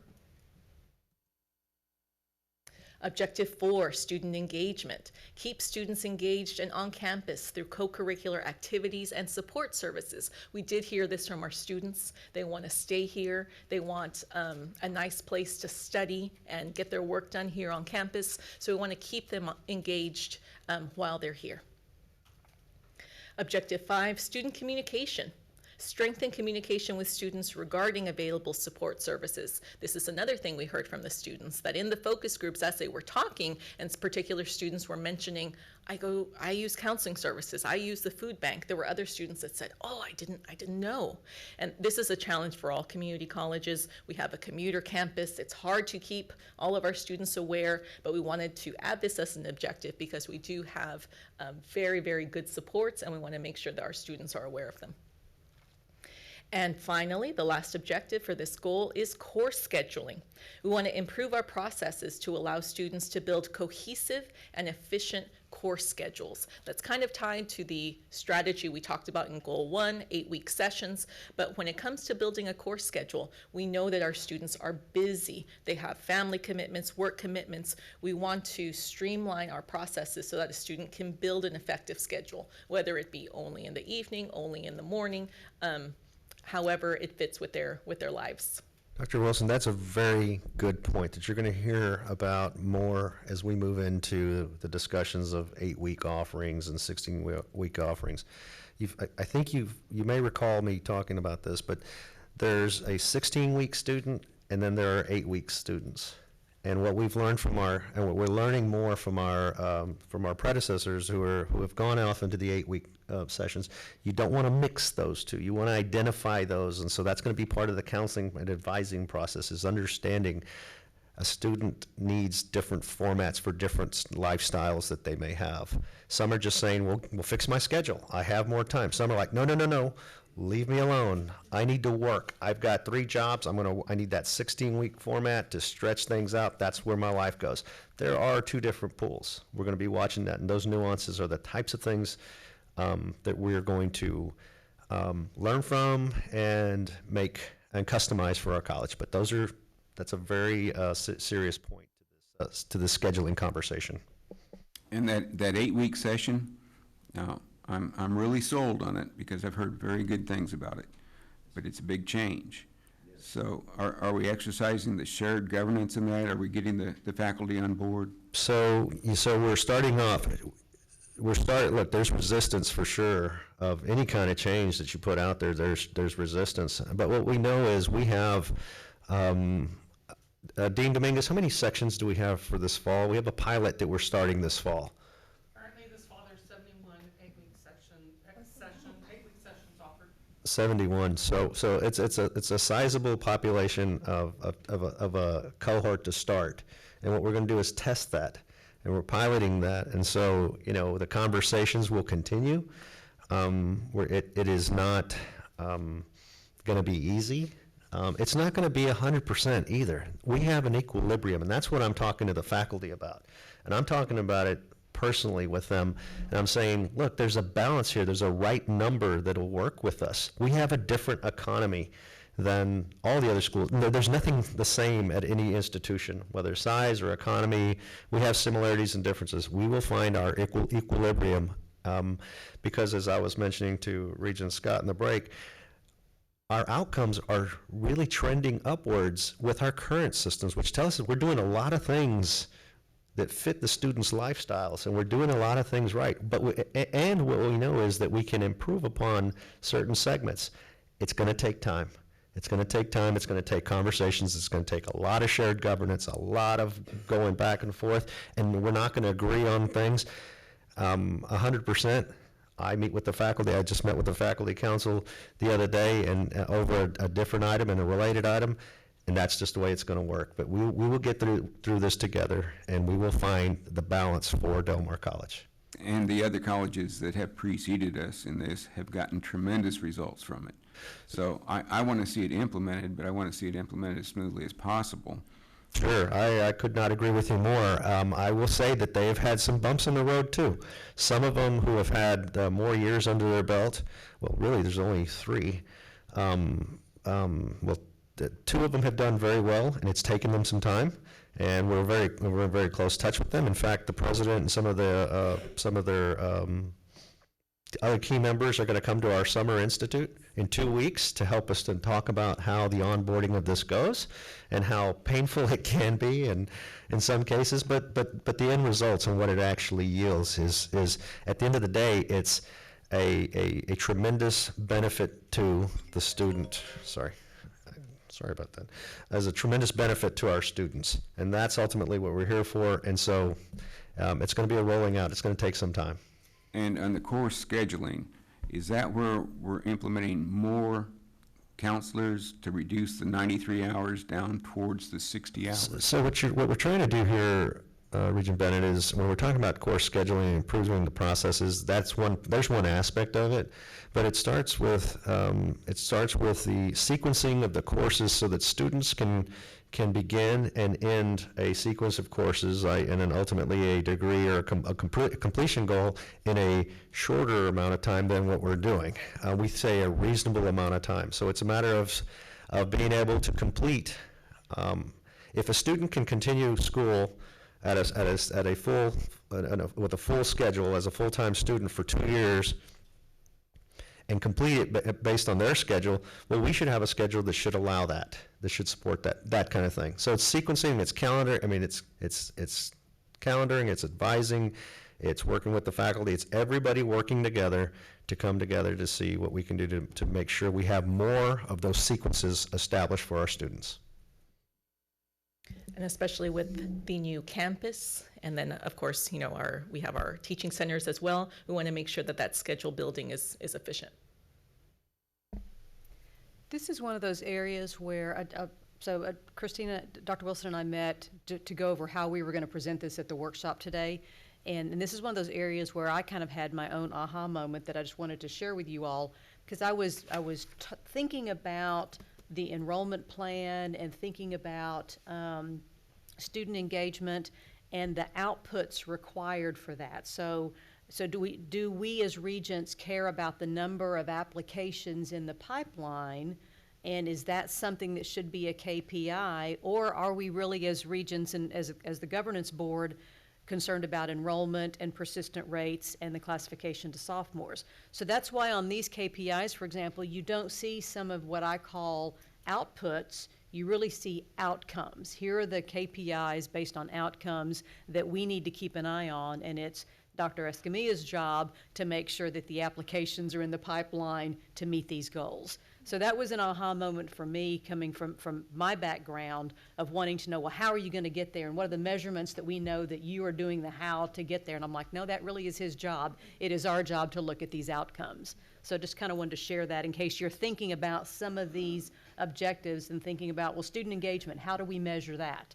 Well, the true measurement from our perspective is in enrollment, persistent rates, and these classifications, and ultimately completion. It's his job to make sure that everything is online, and those internal dashboards that he's going to be dealing with and staff are going to be dealing with are there. So just wanted to share with you all my aha moment. Yeah, well, it's right on point, because the state is shifting.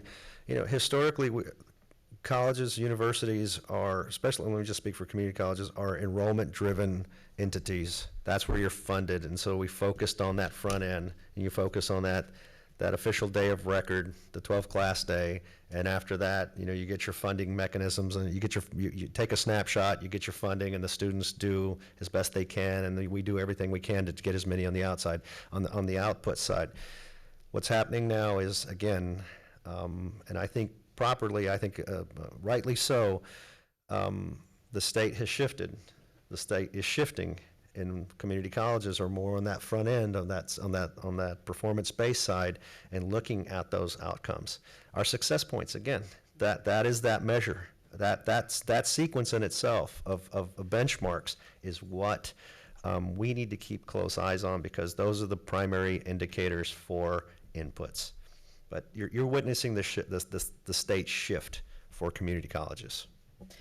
And any piece of these objectives and strategies could be measurable, but what we're trying to do with these KPIs is keep them very high level. What are the things, as Regent Scott mentioned, that you need to know as Regents? Because you run the risk as well of having so many KPIs that they're just hard to get through. Even that completion list was a lot to get through, but they're all valuable just because that's such a complex goal.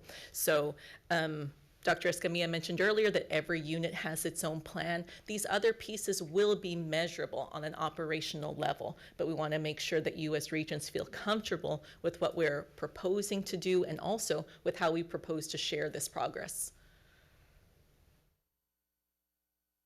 Okay, any comments or questions about the objectives? Let's take a look at a few sample strategies. We will revise and strengthen our strategic enrollment and recruitment plan. Dr. Silva's team does an excellent job at this, and I know he's described the need to put together a comprehensive plan, not just of our enrollment strategies, but how we will recruit throughout the region, traditional and non-traditional students.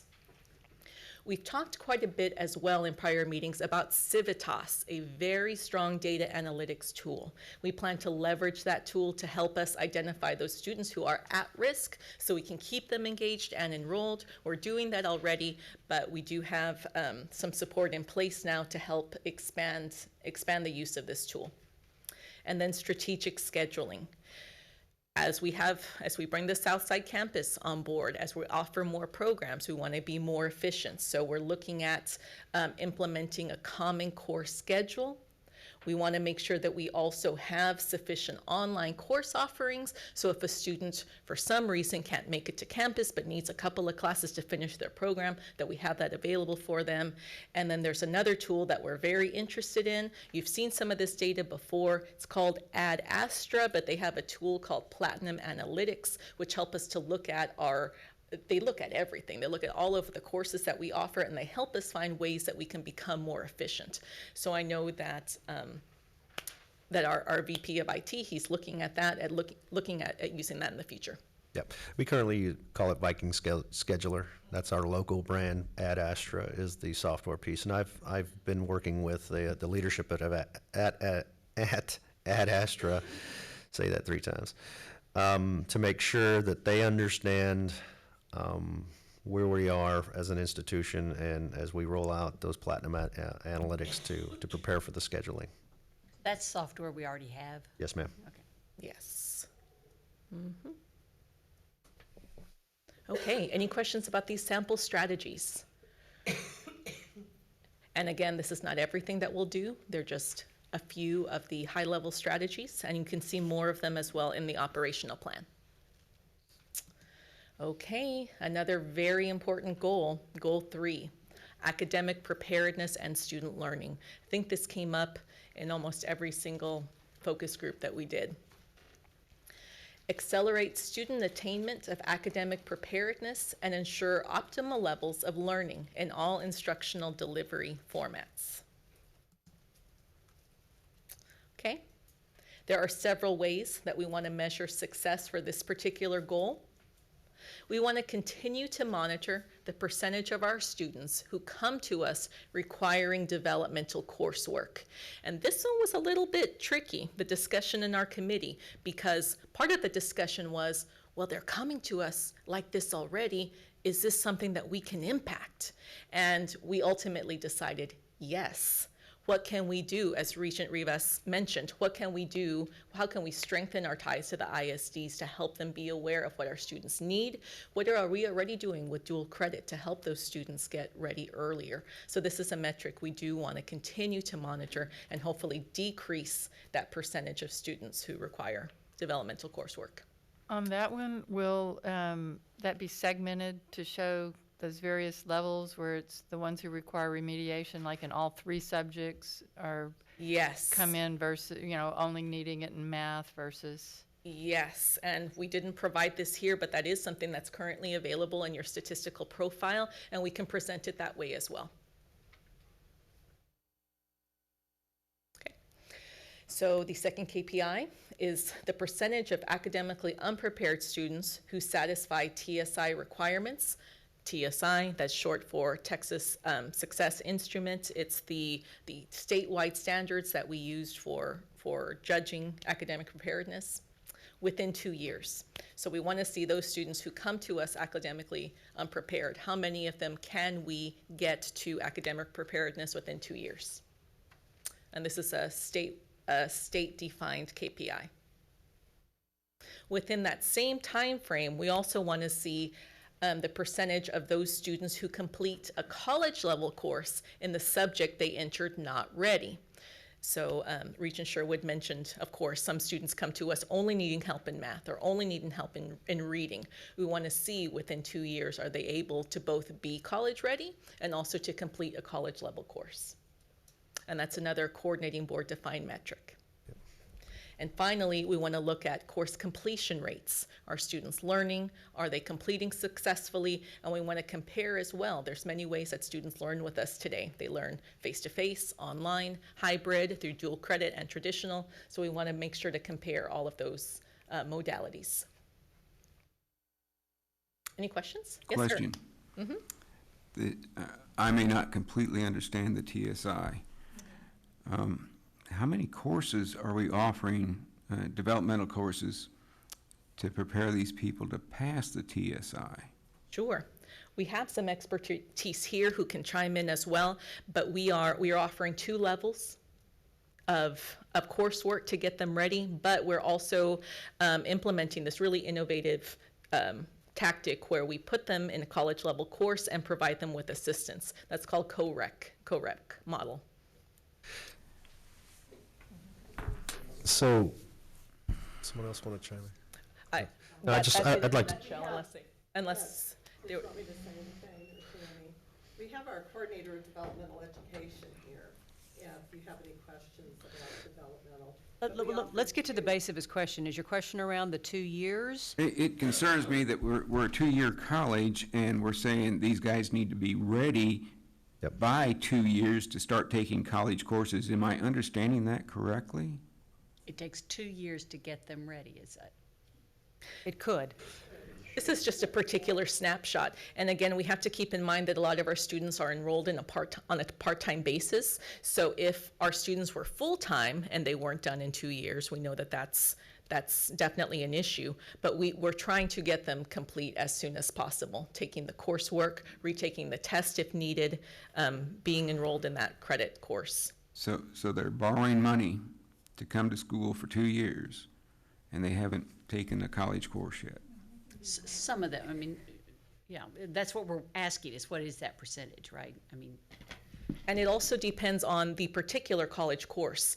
And that third metric there, we want to see if they're taking a course in that subject. So a student could come to us just struggling with math. They could very well take English 1301, they could take speech, but we want to see if they come to us with an issue in math, are they college ready within 2 years, and have they also completed that college level math course? Yep. So they could very well be taking college courses. But Regent Bennett, into your, I think, related to what you're saying, let me see if I can address it from a different angle. The state has shrunken our opportunities for developmental students dramatically. This co-requisite model is something that the state has brought upon the community colleges. This is not something, and this is more and more what the state is doing. The state is prescribing how we do things on a go-forth basis, whereby we used to, the state used to allow several layers of levels of developmental ed. That has been shrunken. They're pushing the students into that co-requisite model to give them some credit experience in a related field. That is a model that was really imposed upon all community colleges with a timeline. It's one that followed the shrinking of the curriculum to the 60-hour capacity and so forth. So the state is shrinking our opportunities and forcing us to become theoretically more efficient with our students. Really what it's doing is giving them less chances to do things. It is shrinking their time to completion in some areas. I think it's leaving a lot of students out, but that's neither here nor there. That's the reality. What the faculty are also feeling, and what you'll hear out there, and what I get to deal with on a regular basis is things like the co-requisite model, things like the 60-hour rule, the things that are coming down from the state, that they don't want to fund inefficiency anymore. I'm going to say it right now, and I've said it before, pathways is the next one. That will be legislated in the next 2 legislative sessions. I'm I'm guessing, I'm fairly confident that that'll happen. So anyway, but the state has shrunken those opportunities, whereby financial aid is also being impacted, the number of hours that they can actually take. I mean, it's far less than what it ever was before. Have we looked at alternative things, alternative courses to the developmental? I see on Facebook there's a course that has an 80% success rate that's written by a couple of adjunct faculty here. And that would remove the 2 or 3 courses in math. Are we looking at that? I don't know what specifically you're talking about, Regent Bennett. There's a charge for that course in there. I've seen what you posted. Tim, you want to come on up? And we do have a robust developmental education committee. Dr. Tammy Donaldson is the chair of this committee, and they look at these issues regularly. We do, and one of the things that I want to say about the 2-year, just to, just talk about what Christina talked about, is that some students, they don't, so this goes with advising as well. They opt to wait, especially like math, for instance, instead of taking them back to back, like all their developmental. If they're college ready in English and reading, that's a gateway to their degree plan. They can take many courses, history, some of those courses. And so what they do is they opt, out of taking, they delay the ones that they are afraid to take.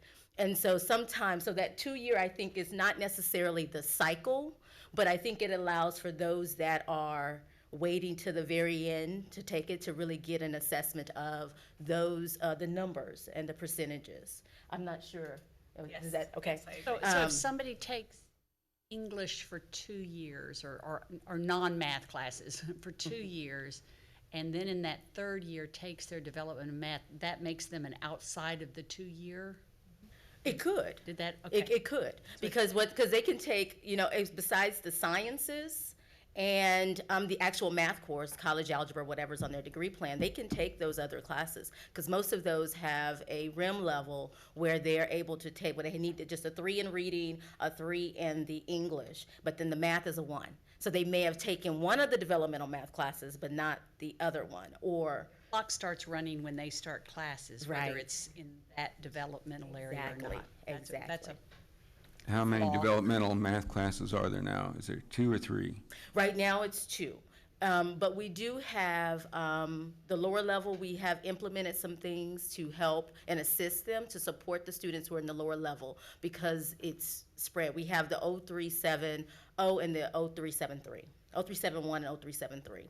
The 0370 has gone away, but what they've done is the math department has added a lab, which is a non-course-based option, but it's a lab where they can take in conjunction with that lower level. So how many hours is the lab? The lab is 1. 1 hour?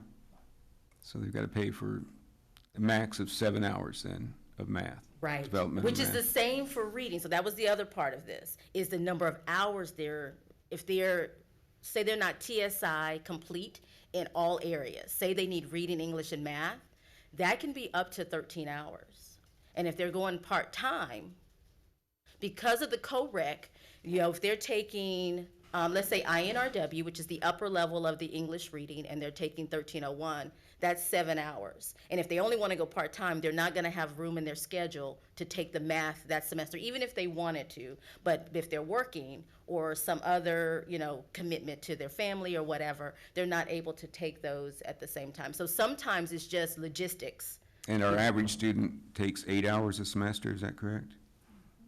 Something like that, yeah. A little bit under. So we're looking at 2 semesters anyway. Yes, so that's already a year. So, and that gives, so the 2-year gives a little leeway for those that maybe skip a semester, take a little break from developmental, and then, come back to it in the 3rd semester, or It just seems to me that we should be working to reduce that, because these students are running out of money yes. before they can graduate.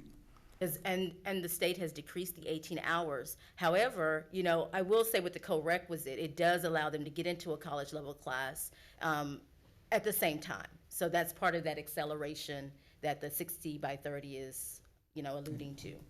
I think one thing to note on this too is that the reason that that 2 years is there is that's the state metric. So if there's some reason to look at something else, you know, if someone wants to suggest something else, but I think this covers it, and it also aligns with that state metric so that we don't have a lot of other things at the same time. I don't know if this can or can't be done. Could we maybe require that the students take their developmental classes when they first start? Can I add, one of the things that greatly impacts this strategy and this measurement is that many of our students who are working in the technical areas come in as a certificate major. And they're getting, say, their welding classes up front, or their classes that don't require the developmental courses. And they're getting their trade classes, if you think of it that way, and their college credit. They get to work, and then they begin the track to finish their degree. And that's when they get into the general education courses. So it's really more the flexibility to meet that individual student's needs as within their own degree plan or their own track. Does that make sense? And so if you require all this up front, it may not even fit almost half of our students are certificate major anyway to begin. And so it's an individualized things to meet those students' needs. So when we start talking about the objectives in just a second, and then she gives us some samples of the institutional strategies, I'll encourage you to look at the pink folder, because the institutional strategies under here incorporate several of these things that we've mentioned as to how to impact the numbers.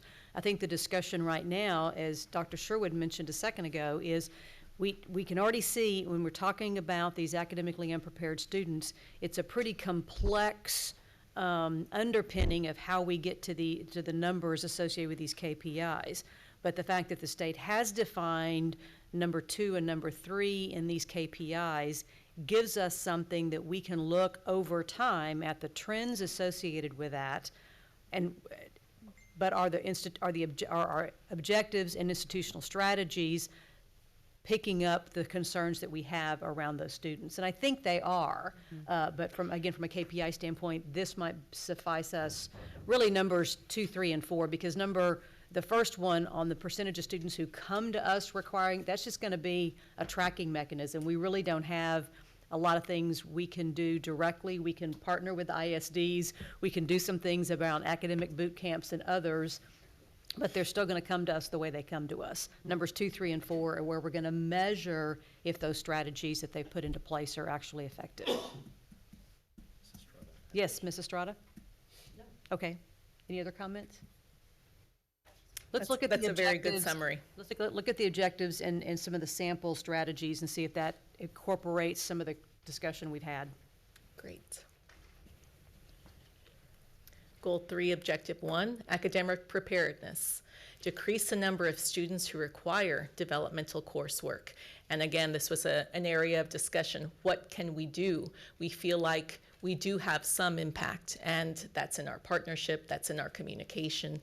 And because this particular piece, academic preparedness, came up again and again, we wanted to make sure that it was highlighted very clearly within our plan. Objective 2, acceleration of academic preparedness. We wish to provide curricular options and instructional supports for academically unprepared students to accelerate attainment of academic preparedness and completion of college-level coursework. So many community colleges struggle with this issue, and there are many innovative models to help our students to become college ready. So as Dr. Donaldson mentioned, they are looking at this data. There's a committee that meets regularly, but because it is so important, we want this to be within our strategic plan, and we want to make sure that we're implementing best practices for acceleration. Objective 3, general education and program outcomes. We want to ensure that students are achieving college-level general education learning outcomes and program-level outcomes. So just a quick description. The state of Texas has identified general education core objectives, is another way that they're called, that all of our students should have by the time they complete an associate degree. So those include communication, critical thinking, empirical and quantitative skills, teamwork. So those are the kind of things that we want to ensure that our students are learning and we're measuring. Of course, as well, we also want to track program level outcomes. So our dental assisting students, our nursing students, our transfer students, are they learning what they need to learn to either transfer or to enter the workforce? Objective 4, instructional supports. We wish to provide excellent instructional supports to aid in students' successful completion of coursework. In the prior goal, there was an objective that looked a little similar about supports. Those are more the person-oriented supports, making sure that they feel comfortable and engaged here. This particular objective has to do with our instructional aids, resources, tutoring, those type of things. And online education, objective 5. Provide quality online education with appropriate academic and student support services. And as you've seen in prior presentations, this is just a population that's continuing to grow. I want to talk about that really quickly, because there's some data out there that shows that this, what the students are asking for is an experience in overall in the online offerings. What I found out the other day was for the students that are just full-time online students, is only 10% of the overall of the credit side. So it's a relatively small number. Now, 24% of our instruction, 23%, it's about 23%. There's a number in there that describes a snapshot that says there's 23% of our instruction, or 23% of our students take online, are taking an online course. That's very different. But purely online as an experience for community colleges still remains a smaller number, a relatively small number. So in their growth, it's important for our students to take a class, especially those students who are, all students for convenience and so forth, but especially for those that are transferring. So I always say take as many classes as you possibly can. That usually means a handful, 1 or 2 or 3 along the way, because when you get to that university, that may be the only option you have. So I just wanted to talk a little bit about that population growth. That in itself is worth is something I'm thinking about for a staff report, just to focus on what online instruction means at Del Mar College, probably coming to you this fall. 2 more objectives. Objective 6 is technology and equipment. We wish to facilitate the use of innovative technology solutions and up-to-date equipment to support student learning and instruction. And finally, Objective 7, faculty professional development. Provide professional development and support in order for faculty to deliver innovative and exceptional instruction. Comments and questions? I think that number 6, technology and equipment, I really support that big time. I think we need to really focus on that very much, because some kids that are just not capable of taking English, math, science, but they can go and do something, and still in the future they'll be able to do something. And I think right now it's huge. In our age now, in our years with the kids, it's different. So I think, to me, that's very important right now, that technology and equipment. Thank you. Very important. The digital natives have been coming upon our campus for the past 10 years now. Yep. The ones who had computers in their rooms as very young kids, the ones that were 2-year-olds with the iPads, they're coming up soon. So you're referring to a whole generation of different learners, and they're upon us now. I live with 2 of them. Our committee members also wanted to make sure that we added the equipment piece. So many of our students, especially in our workforce programs, we do this really well, but we want to make sure that our students are using that up-to-date technology, so that when they do go into the workforce, they're used to the newest equipment. I'd just like to point out that I am glad that professional development is no longer an objective, but a goal, but an objective, because I just noticed that it was an objective Okay. And now it's, a goal, I'm sorry, and now it's an objective. Okay, yes. And actually, you'll see in just a minute in Goal 4, there's another objective related to training, but we wanted specifically to have an objective related to teaching, professional development for teaching, looking at how our students are doing and making sure we're offering effective instruction.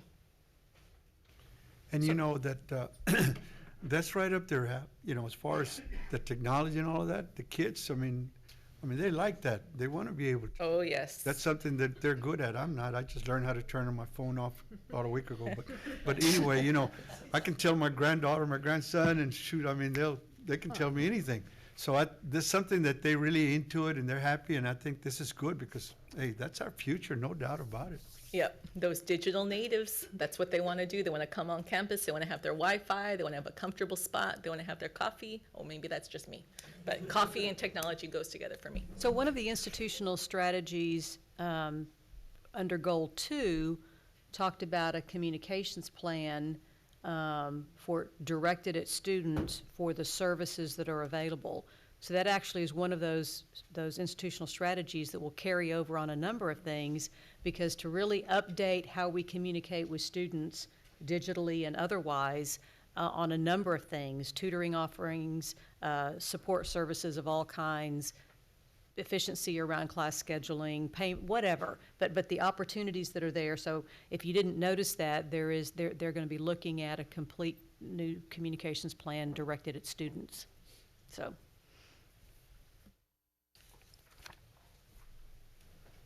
Okay. Goal 3, sample strategies. Strategic partnership with ISDs. We need to look and see what's happening with these students, that they're not testing college ready. There's many different aspects to that, pretty complicated. I don't have it on this slide, but when you look at the operational plan, there's an actual strategy for us to devise a plan, to devise strategies. So right now you just see strategic partnership, but what can we do? As Dr. Escamilla mentioned, is it boot camps? Is it test prep?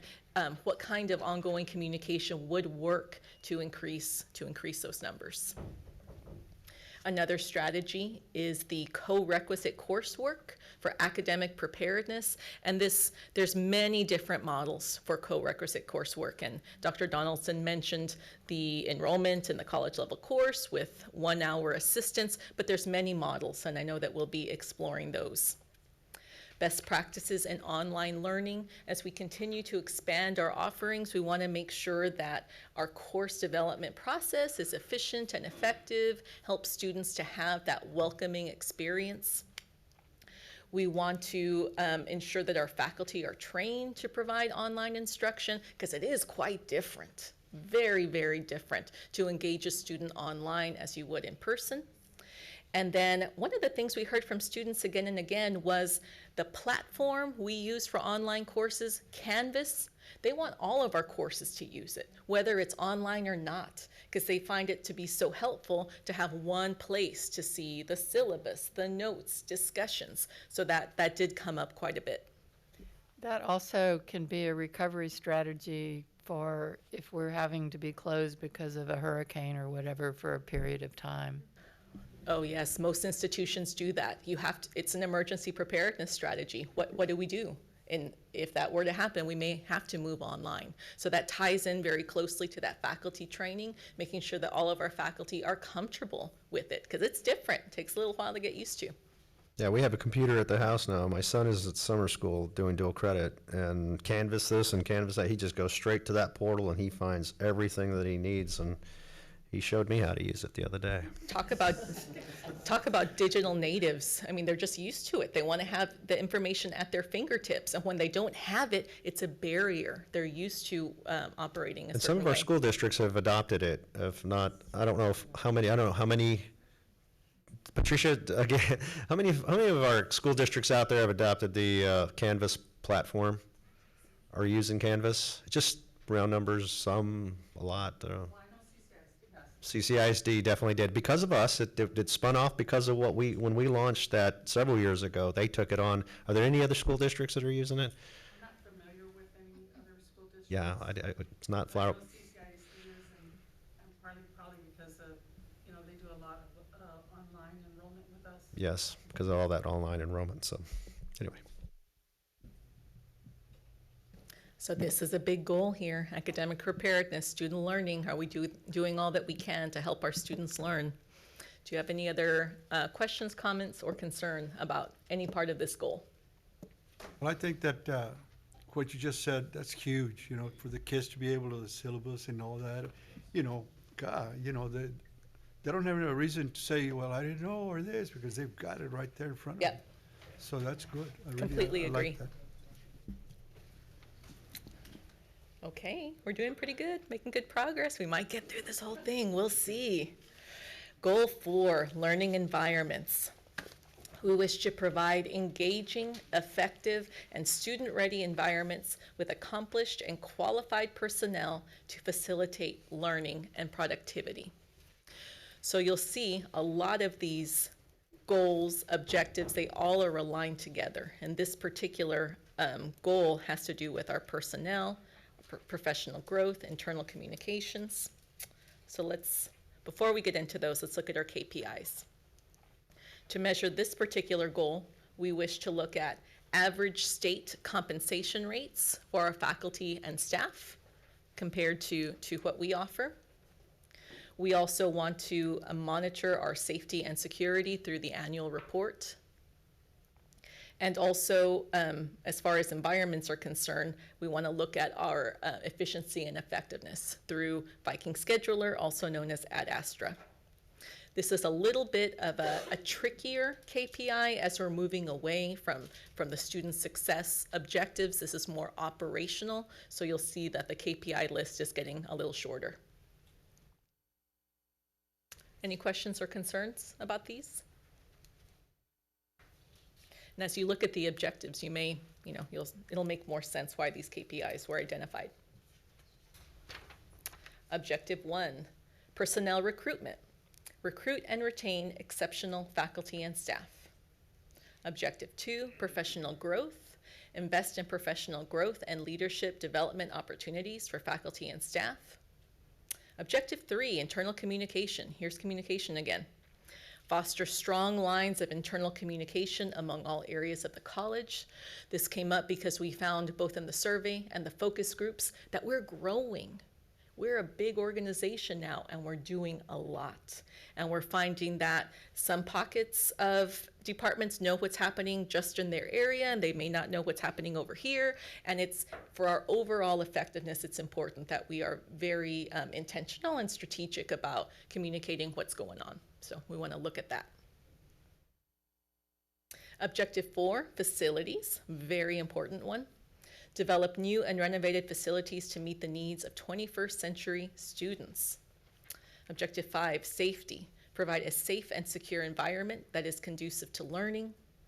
And finally, Objective 6, automated processes. Develop automated processes to increase efficiency and effectiveness.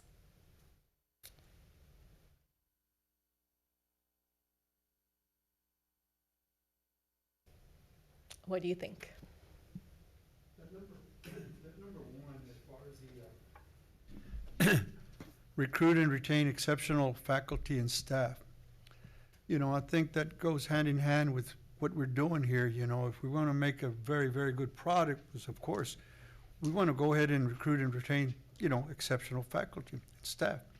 So I think that's awesome. But at the same time, you always have to look at, okay, to get somebody like that, you also have to have certain salaries that can go with him, and I think that that's something that now, we need to really look at, because a lot of people, a lot of schools, that's what they do. They lose them and they go to someplace else, and we don't want that. If they're exceptional and they really provide a lot to us for example, you got your major course like in math, your English, and those things are huge, science, but here, everything we do here is huge because the kids that we have around us here are all exceptional in certain areas, if you got that campus over there, which is the West Campus, where they got all that over there, but, the plumbing and that, oh God, that's huge, because a lot of their kids can go and get that and get a certificate, degree, whatever they need to get, but you have to have exceptional people even there, that know what they're doing.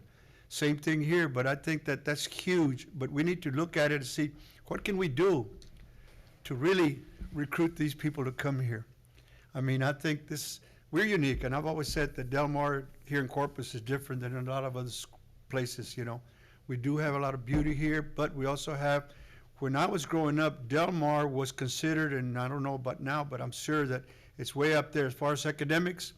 Del Mar was like the #1 in the nation as far as academics.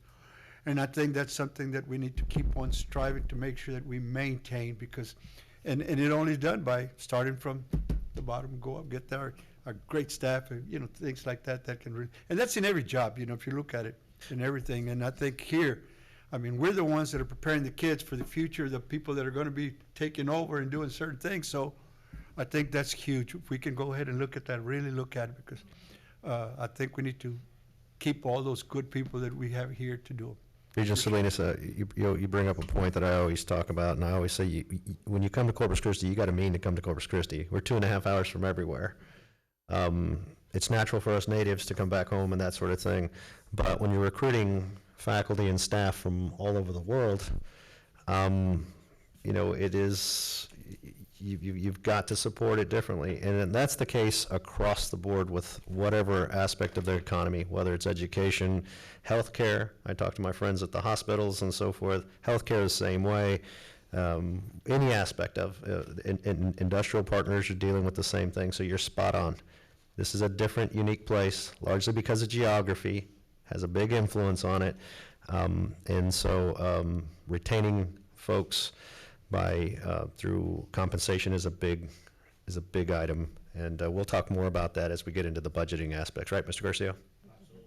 So I have a question related to the KPIs. Since the goal does stress that accomplished and qualified personnel, does it make sense to have something among the KPIs that addresses that? I know in four-year institutions it's the % with the terminal degree, and I don't know what the comparable, if there is anything, would be for this, but.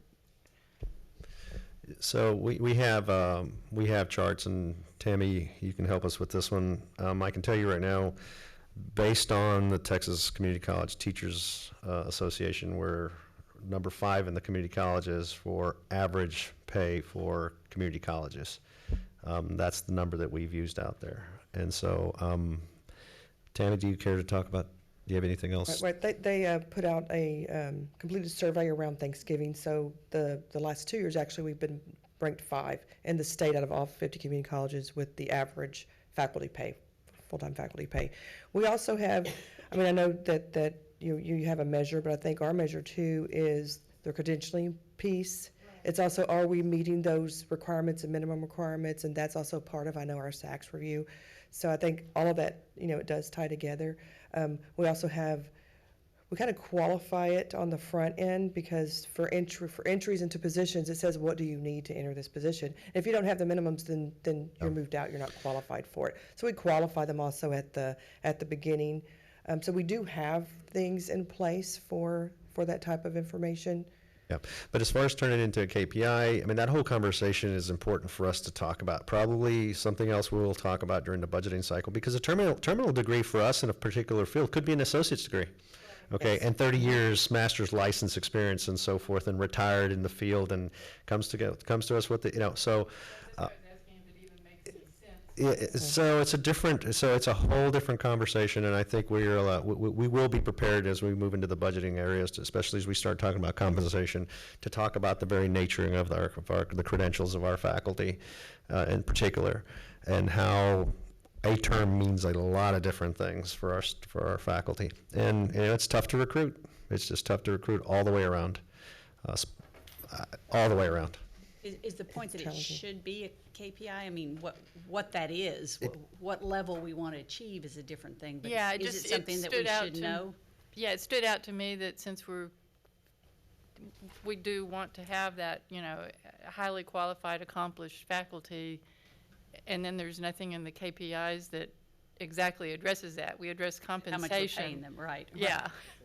So that was why it was just a question that I wanted to. And we've got the number. I mean, we're getting the numbers. The things you just told us are interesting. So I would think it'd be right. And we have and we have the data as far as degrees, what level of degrees all the different faculty areas have. You know, what how that degree compares information to other. like The colleges? surveys on it doesn't necessarily compare to statewide. I think it's more of, like, we have the information for Del Mar, whereas we might have a little bit different setup for Del Mar College. So the data I have read, it doesn't necessarily say that, well, we have faculty with doctorate degrees, and how does that compare with other faculty? Because it's not a requirement. Yeah. And it's not a requirement basically in any of our positions that you have to have that. And this is actually a piece when Regent Scott and I met ahead of time to prepare for this. She did bring this up. I hesitated to put it on here just because we don't have that methodology, though we have the data. It's a little bit more complicated. So I'm totally on board with adding that KPI. We just need to think through how that would make sense for our degrees versus our staff. We have the information, but to design it as a KPI is going to take a little bit more planning. But I'm totally for it. Yeah, and it's not just the degree level, it's other things that make a qualified person. So, we do have responsibilities and policy, which is spelled out in policy. What are your responsibilities as a faculty member? It also has information spelled out if you want to promote and rank. So, all those things are spelled out in policy, and all those processes have to happen for you to move forward with your professional path here. And we do have that data, how. We noted, and we're going to process that a little bit more when we come back to you. Yes. So we can If maybe you'd like, have a we broader can picture on that. Make a recommendation for what that could look like. Mm-hmm. Okay. Any other comments about the objectives? Moving on to sample strategies. The first one is personnel compensation. This is something that we can take a look at and compare throughout the state. So we want to ensure that our protocols for compensation are in line and competitive with others in the state. Facilities are going to be a huge part of our strategies. Our 2014-2016 bond programs, ensuring that those are implemented on time and effectively. And then preventative maintenance and deferred maintenance. We do have these plans already, but we want to strengthen them and make sure we're not forgetting about them as we're developing these new campuses and buildings. The DMC Police Department, we are interested in expanding this to its full extent. And then finally, we've talked quite a bit about ERP in prior meetings, a new student information system. We've heard again and again that, and we know just as individuals today, we don't like manual processes. We want to make sure that as we expand, we have many different administrative offices. We want to make sure that those processes that we have internally are efficient and automated using the new ERP. So as I'm looking at some of these institutional strategies and the pink folder related to facilities, the objective is develop new and renovated facilities to meet the needs of our 21st century students. But in your institutional strategies, you talk about a facilities master plan and space utilization and some other things. Should the objective deal with some sort of efficient use of our facilities in the objective, and then a monitoring or KPI could be something around that space utilization? I think that might be a way to have us regularly look at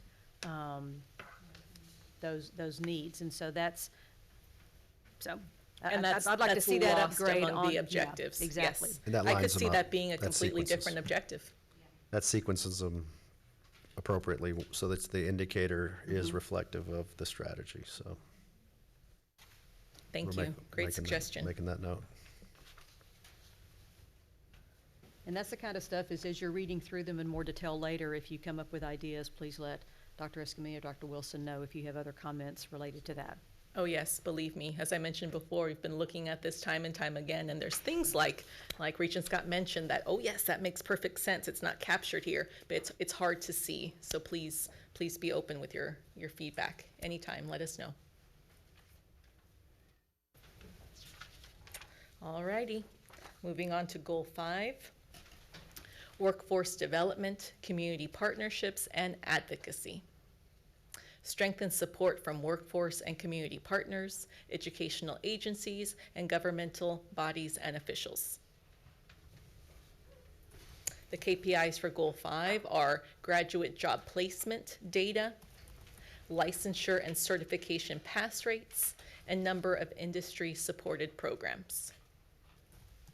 There's a lot of activities within the objectives that will be monitored, but they may not specifically be KPIs. Any questions about these? Okay, and 2 of those listed are coordinating board metrics. All right, Goal 5 objectives. Objective 1, educational offerings. This is a big piece of what we do.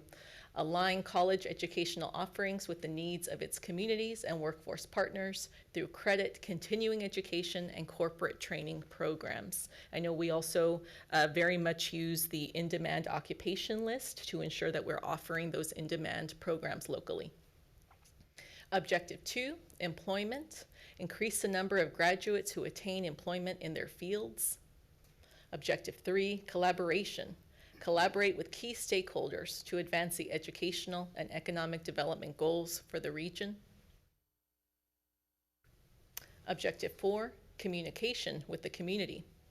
Provide ongoing and consistent communication with our communities regarding college successes, progress, and stewardship of resources, letting them know the good work that we're doing. And finally, Objective 5 is advocacy. Advocate for the needs of the college on local, state, and national levels.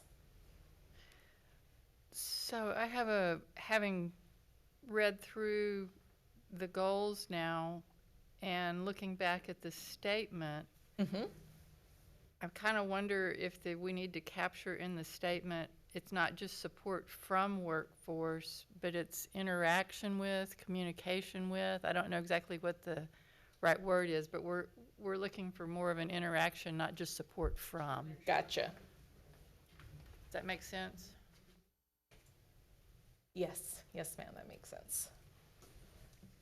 Strengthen integration with. Some of the words are, but something to capture that is a two-way collaboration. And I think that better captures what we're trying to say with the objectives than just support from.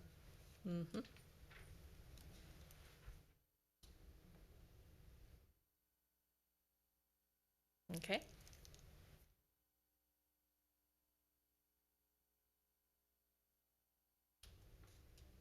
It's a lot. This one's a heavy one.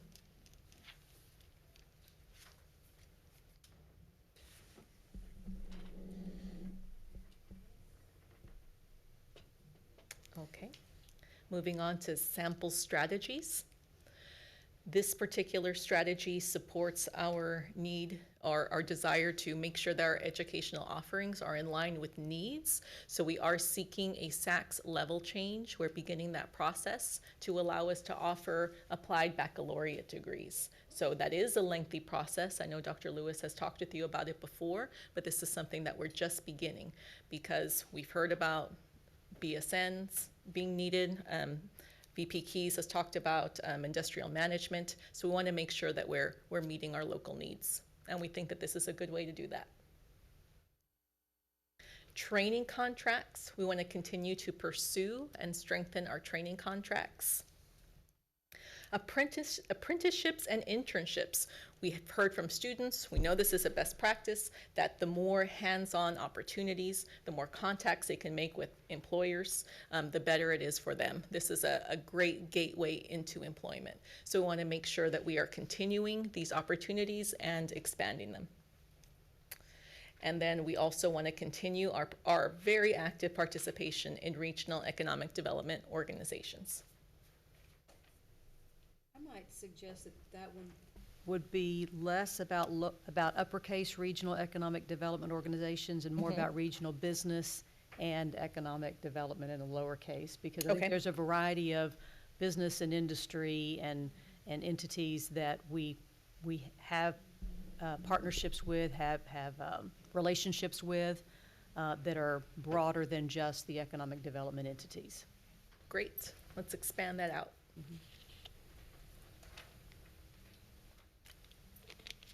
Anything else on this goal?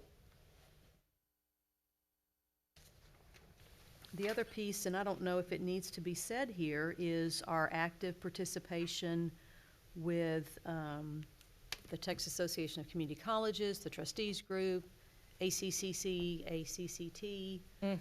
So when we talk about those partnerships and our participation in those activities, not only help us as Regents in our professional development, but they are very beneficial to us in our advocacy voice. So I don't know if that needs to be an institutional strategy that is specifically named as well. Yes, I think that's very important work, and I think it ties really well to Objective 5, advocacy. I'll help you flesh that one out a little bit more, Dr. Wilson. Okay, great. And quite frankly, I would include even the teachers, our institutional support for TCCTA, which is the Teachers Association. Okay. Excellent, good points. Are you all ready for the last goal? Ooh, impressive. I know. We did it. We're doing I've been it. biting my tongue, Regent Scott. Just so- VP Garcia's favorite goal, Goal 6, financial effectiveness and affordability. Ensure financial and operational capacity and efficiency. These are quite complex KPIs towards the end. The first two, I think I can speak to most directly, and any specific questions about the rest, I'm sure VP Garcia can address. So we do want to look at our average tuition and fees and compare them to the state rates. We also want to look at scholarships awarded. How are we helping our students to stay engaged and stay on campus? We also want to look at specific indicators of financial effectiveness, and I do believe that these are monitored by the coordinating board.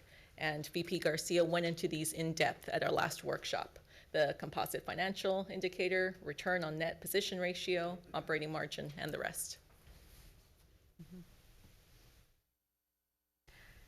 Is there a place, I'm just listening to some of the conversation today, is there a KPI that we can generate related to the students' effective use of Pell Grants and others? I guess, Yeah, I wondered if this KPI was just scholarships from our foundation, or do we have a way of knowing outside other scholarships? Is that what you're saying? Because if we're seeing, if there's a way to track a positive trend on how efficiently our students use any federal grants awarded, and I'm not sure how to even ask the question, but it was related to what Regent Bennett was talking about a few minutes ago. Is there a KPI out there that would make sense to include here on efficient use? There is tracking of, and it's been a while, of course, but the average debt of graduates is one that's available. So ours, I think, is much broader than that, and that although we do have that indicator, and relatively speaking, we're low compared to certainly the national average. I don't have it off the top of my head for state, but I think what you're referring to here is the participation rates. Just flat out, the participation rates of Pell and federal financial aid here is a lower number than you would expect, than we all expected. And so that in itself is an indicator. Our students as a whole, our student body as a whole, is resistant to accessing financial aid, federal financial aid, especially Pell. Am I wrong, Dr. Silva? No, Dr. Escamilla, you're absolutely right. That is a goal of ours. I don't know where it's written in the plan. I know we're working on that. That's why we've added some positions for financial aid outreach specifically for Regent Salinas. We talked about that some time ago. We're working towards that end, and so I think, gosh, let me see if I can recall. It's not written in here, and I think that's an opportunity for us. Not the usage. We do have some strategies under recruitment and persistence related to financial aid, but this conversation, we've been having it about Pell and usage, but we didn't capture it here. But Dr. Escamilla, it is in our assessment that we do the improve to increase Pell recipients by 5% every year. Yeah. So we have it built in there, and because Regents, you'd be surprised to know that our numbers, help me with our numbers, Rita. About 38% of 35, yeah. actually get a Pell Grant. You hear the advertisement, 70% of our students receive an aid, but that includes scholarships and loans, work study, everything else. So only 38% of our students are receiving Pell. We believe that there's a much bigger number of students who could benefit from Pell, who could be awarded, but they're not seeking it, okay? You'd be surprised at what a large cash basis population that we have. I know our business department always talks about there's certain years, it just kind of cycles where they just show up with cash, okay, cash in hand. And so I think all of those are indicators. It's a whole different ball of wax. But that number should be already is stated. Let's see how we can maybe meld it into the greater plan so that we can watch that more closely, because already it's built into the operational institutional effectiveness plans for financial aid. But I wanted to remind you all that only 38% are accessing Pell. That number should be much greater than that, or greater. I have a concern about, I know we capture the average debt per graduate, but my concern is how many of these kids don't graduate because they accumulate too much debt.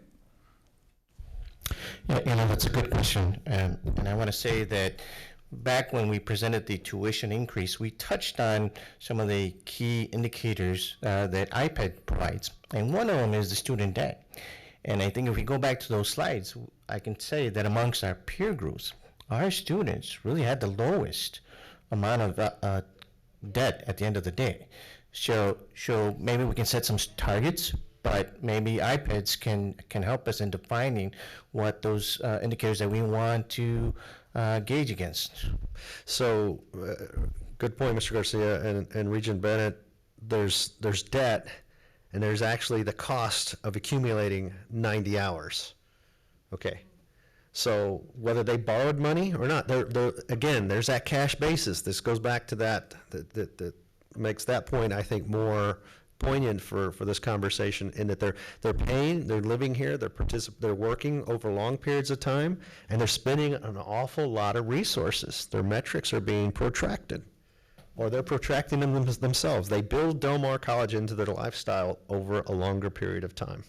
And so the amount of time, let me just say this, the amount of time, the amount of resources overall that it takes to accomplish 90 hours, 88 hours, 92 hours is a tremendous amount. But again, it's not necessarily correlated to debt, because they're just paying as they go. Dr. Escamilla, if I could, I have the latest from, this is 60 by 30. On the debt for the state of Texas for community college, it averages 17,000, I'm sorry, it's 17,257 is the state average for debt. For Del Mar College, it's $12,059. Yeah. From our 60 by 30. So 17 statewide, 17,000, 12,000 is ours, and of the As I debt recall, that is.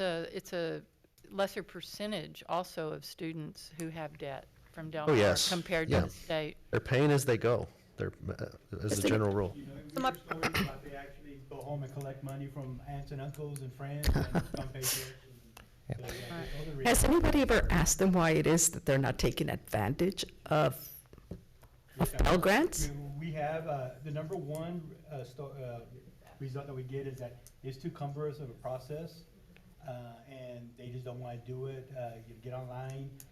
Close to that is they don't want to share personal information with anybody, because they're asked for the family's tax returns, their parents' tax returns. You want to chime in, Dr. This has been going on for generations now. We are not unique in that regard. Community college students come, families are not inclined to go share their tax returns with if they don't have to. And I'm not speaking ethnically, but I'm saying there's a culture that is just that is all about pay as you go. Don't borrow. There's a borrowing. There's an averse to. There's a reverse. They are an aversion to borrowing money, And it is a pay-as-you-go society. I mean, that's really that culture. And again, not any particular ethnic group, just as a whole. I think it just speaks to what the community has become used to. And again, multi-generations of Del Mar students who have come are doing it like their parents, brothers, aunts, uncles, and so forth. Yeah, and I'm going to piggyback off of that. You know, coming from Morton Community College, which was 90% Hispanic Latino population, that population back in Illinois and Chicago was the cash economy. That's so I'm thinking, and I haven't really taken a deep dive. I think that's the same philosophy with our current student constituents. That it's a cash-driven economy. They want to pay it, be done with it, and not even think about it, and not really fully leverage what's available to them. I mean, that's just I think a cultural thing more than anything else. So my reason to bring all this up was kind of related to the idea around tuition fees, scholarship, that is there a KPI that captures that student piece of that? Both, again, the use of it, period, but the efficient use of it, which goes back to our completion goal on semester credit hours to completion. So those things, again, will feed each other, but I just thinking a KPI and a specific, I think your objectives capture it, but a specific KPI around it. So I'll chew on that and figure out what you think might be the best. I think that's a very good point. When it comes to affordability, the effective use of that financial aid makes higher ed very affordable. And we have it in another place, but there may be a good way to measure that here, because that's key, not just scholarships, it's that financial aid usage. Dr. Silva, we'll get with Joseph and the team and Dean Patricia and others. Let's just put a team together to focus on that, because that's the financial aid, like we say, is the lifeblood of our students.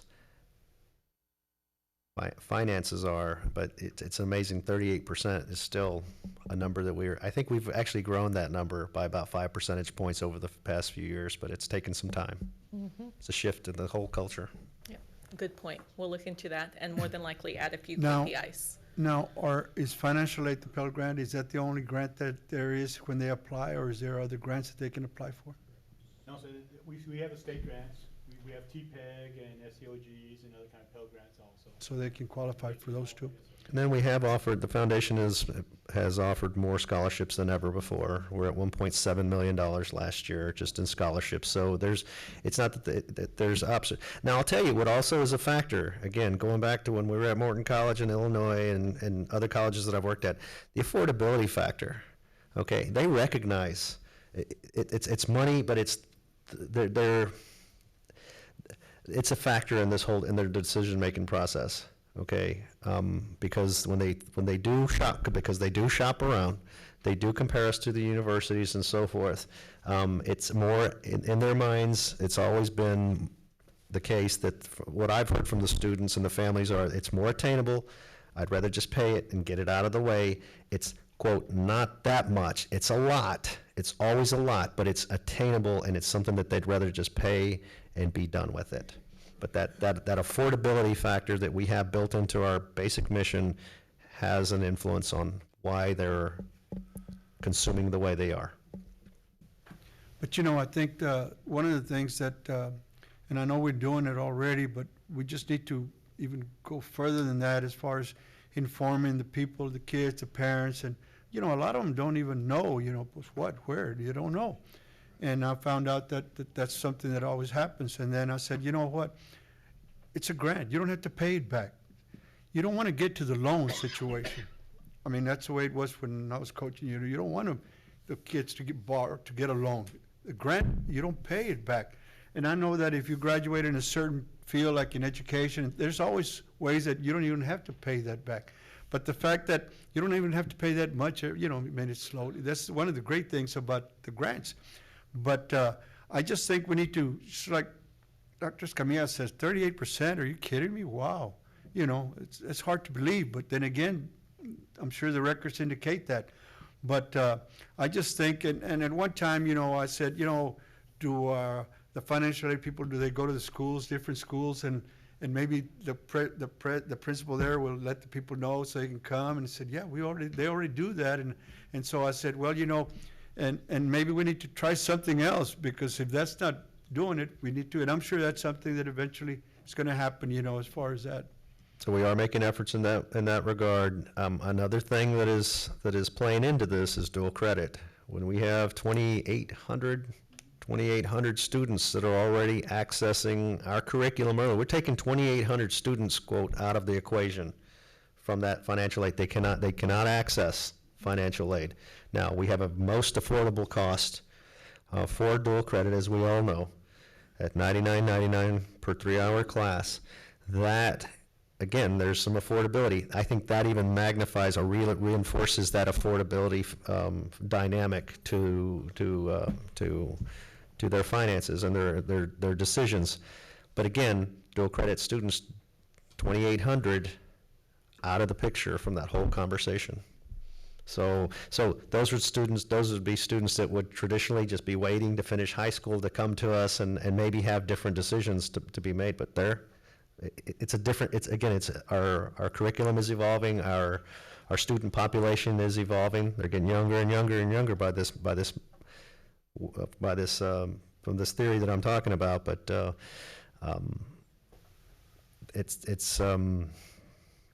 your point is well taken, though, Coach. Well, the dual credit courses, there's no question. Affordable? Wow. Not only that, I mean, you know, even the whole school for us, you know, it's very, very affordable compared to, you know, other schools. And so anyway, the thing is that's one of the things that when I talk to kids and parents, I tell them, I said, hey, you know what? Hey, you can get your core courses here at Del Mar, and you can still go and get your degree at UT or A&M or whatever you want to, you know. But the core courses, you come in here because they're more affordable here. Get your core courses out of the way. But the financial aid, there's no question, you know, that, I mean, yeah, you know, I'm always telling them about the financial aid because you don't pay that back. That's just, it's not a loan.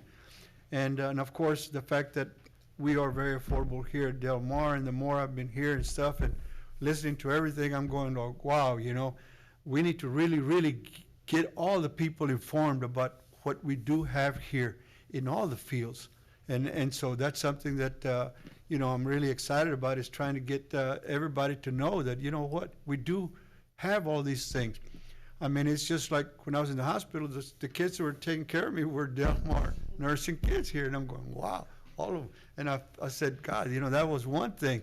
Now, so I just feel like, you know, I'm excited about the fact that, you know, everything that we're doing here at Del Mar. But I know one thing that makes me even more excited is the fact that we're all here gearing to one thing, and that's for the student success, for the kids to succeed and eventually, you know, be something and take care of themselves.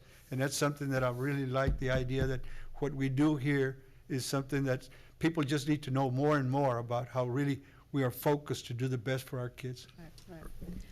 I have to say this, Regent Scott, and very quickly in response, Regent Salinas, what you're talking about there is probably something that I should have said earlier, but I will say when we launch this plan more formally. This is the third plan, the third strategic plan that I've been a part of since I've come to Del Mar College. This has been our greatest effort as a college to focus on student outcomes.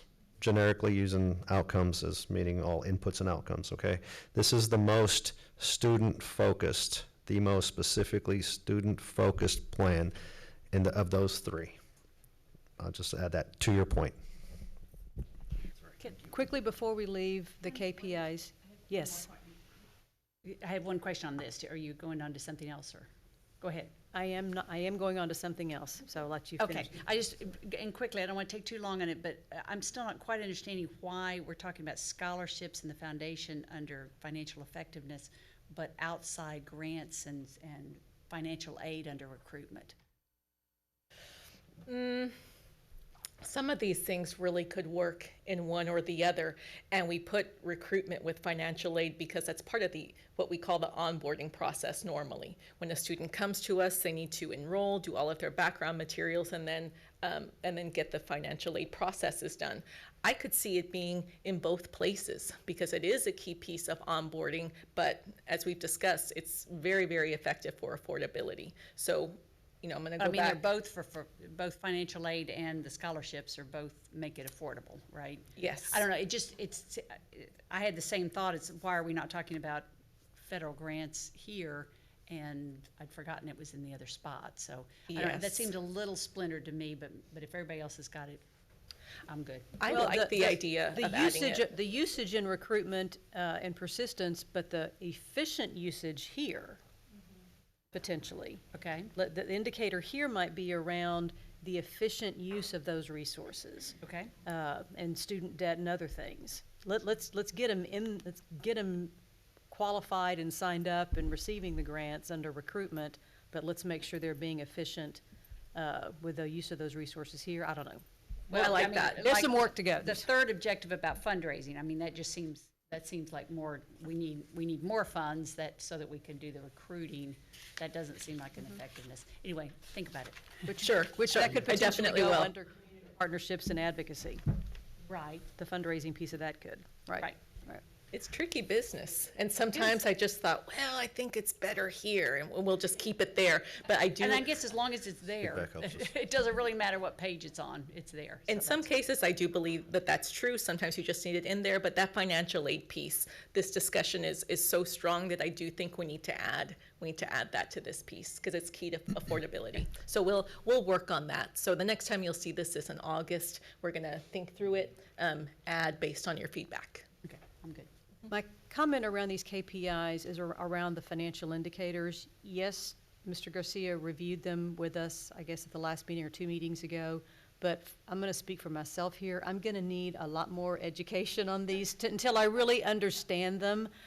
So I think this is an area where we haven't really commented on those ratios at all during this conversation. And for me, it's because I don't understand them well, and I don't know how to absorb them into kind of my normal Del Mar vocabulary. So I'm just going to request on my behalf and on anybody else's who might join me in that, that we have some more workshop on really understanding these ratios and what they're going to mean in the long run. So.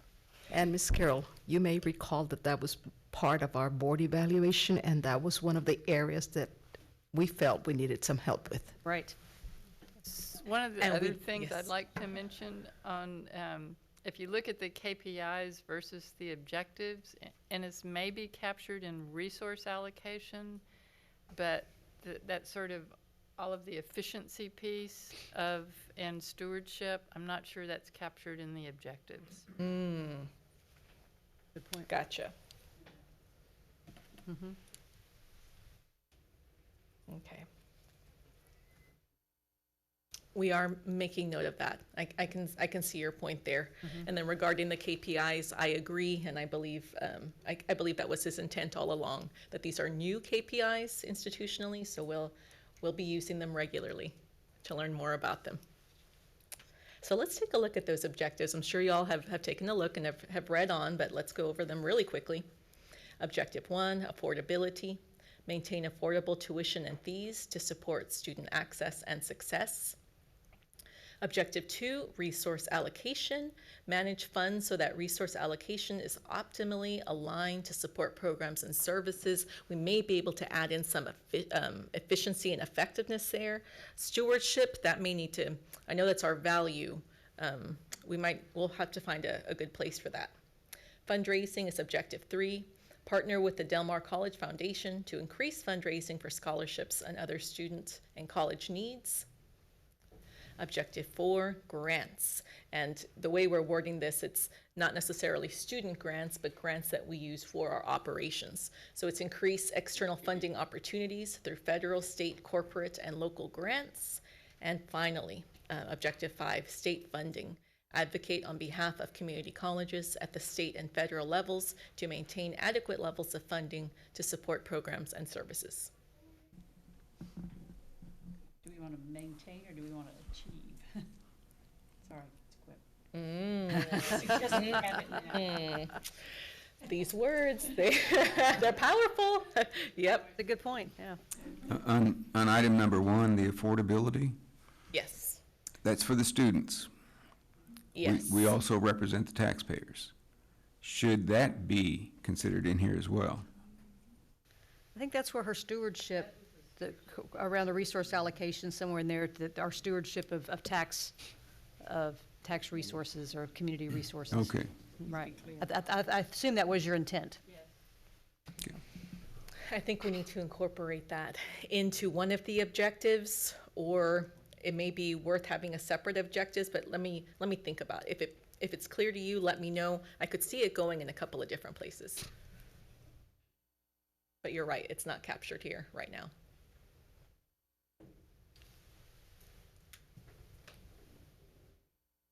Okay, moving on to sample strategies. The first one is innovative tuition pricing strategies. VP Garcia has mentioned that he's looking at various models to see how schools incentivize additional enrollment, also for scheduling efficiency.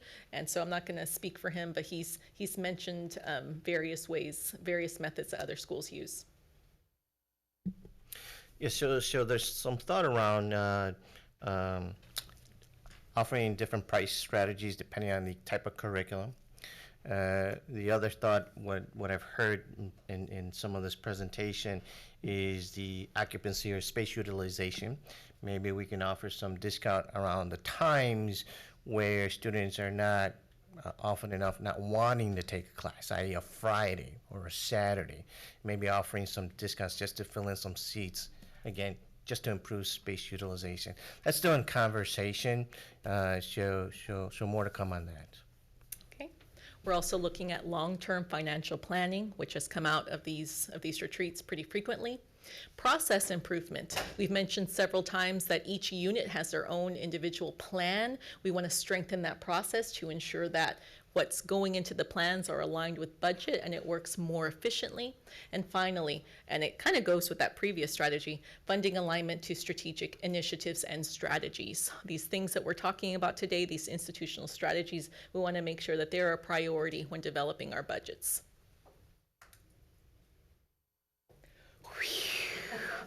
Oh my goodness, we did it. Woo. And I have to tell you, I do appreciate you taking the time to look through it both before this meeting and during this meeting. Lucy, I can hear her typing away. She's actively capturing this. So as I've mentioned before, you'll look at this again in August. If you have any questions between now and then, I know it's a lot, and you're going to sit through more presentations this afternoon. If you have additional thoughts, let us know. Again, what you're seeing in August is going to be a version of the blue draft, so you don't have to worry about finalizing strategies at this time. We just want to make sure that goals, KPIs, objectives are strong. I'd just like to say that I think y'all have done an amazing job. I think this is really good. Appreciate you. that. Thank I know you. everybody worked really hard on it. Thank you. Nice The job. team was really engaged, and we got some really good data. And to tell you the truth, looking at the data, I thought, how are we going to get through all of this? But because there were such distinct themes, those strategic issues, it actually wasn't hard to write. Like the wording, yes, that can be a little complicated, but the themes really did rise to the top. I'd like to echo Dr. Sherwood's feelings. Very good. Thank you. Thank you. I All right. also would like to say that I thought it was awesome, because you know what, I learned a lot today. And I think that's very good, because there's always room for learning, and here I am, and I thought that was awesome what y'all did. Unbelievable, yes. Great, thank you. We're always learning too. Okay, so here's what you can expect. You'll see this again in August. We're going to continue to work on the institutional strategies after August. So again, this plan doesn't end, it continues. We will implement the plan for the next 5 years, but as Regent Estrada mentioned, the strategies aren't static. We're going to be changing as we go based on what we're learning about both our activities and the KPIs, the progress that we're making.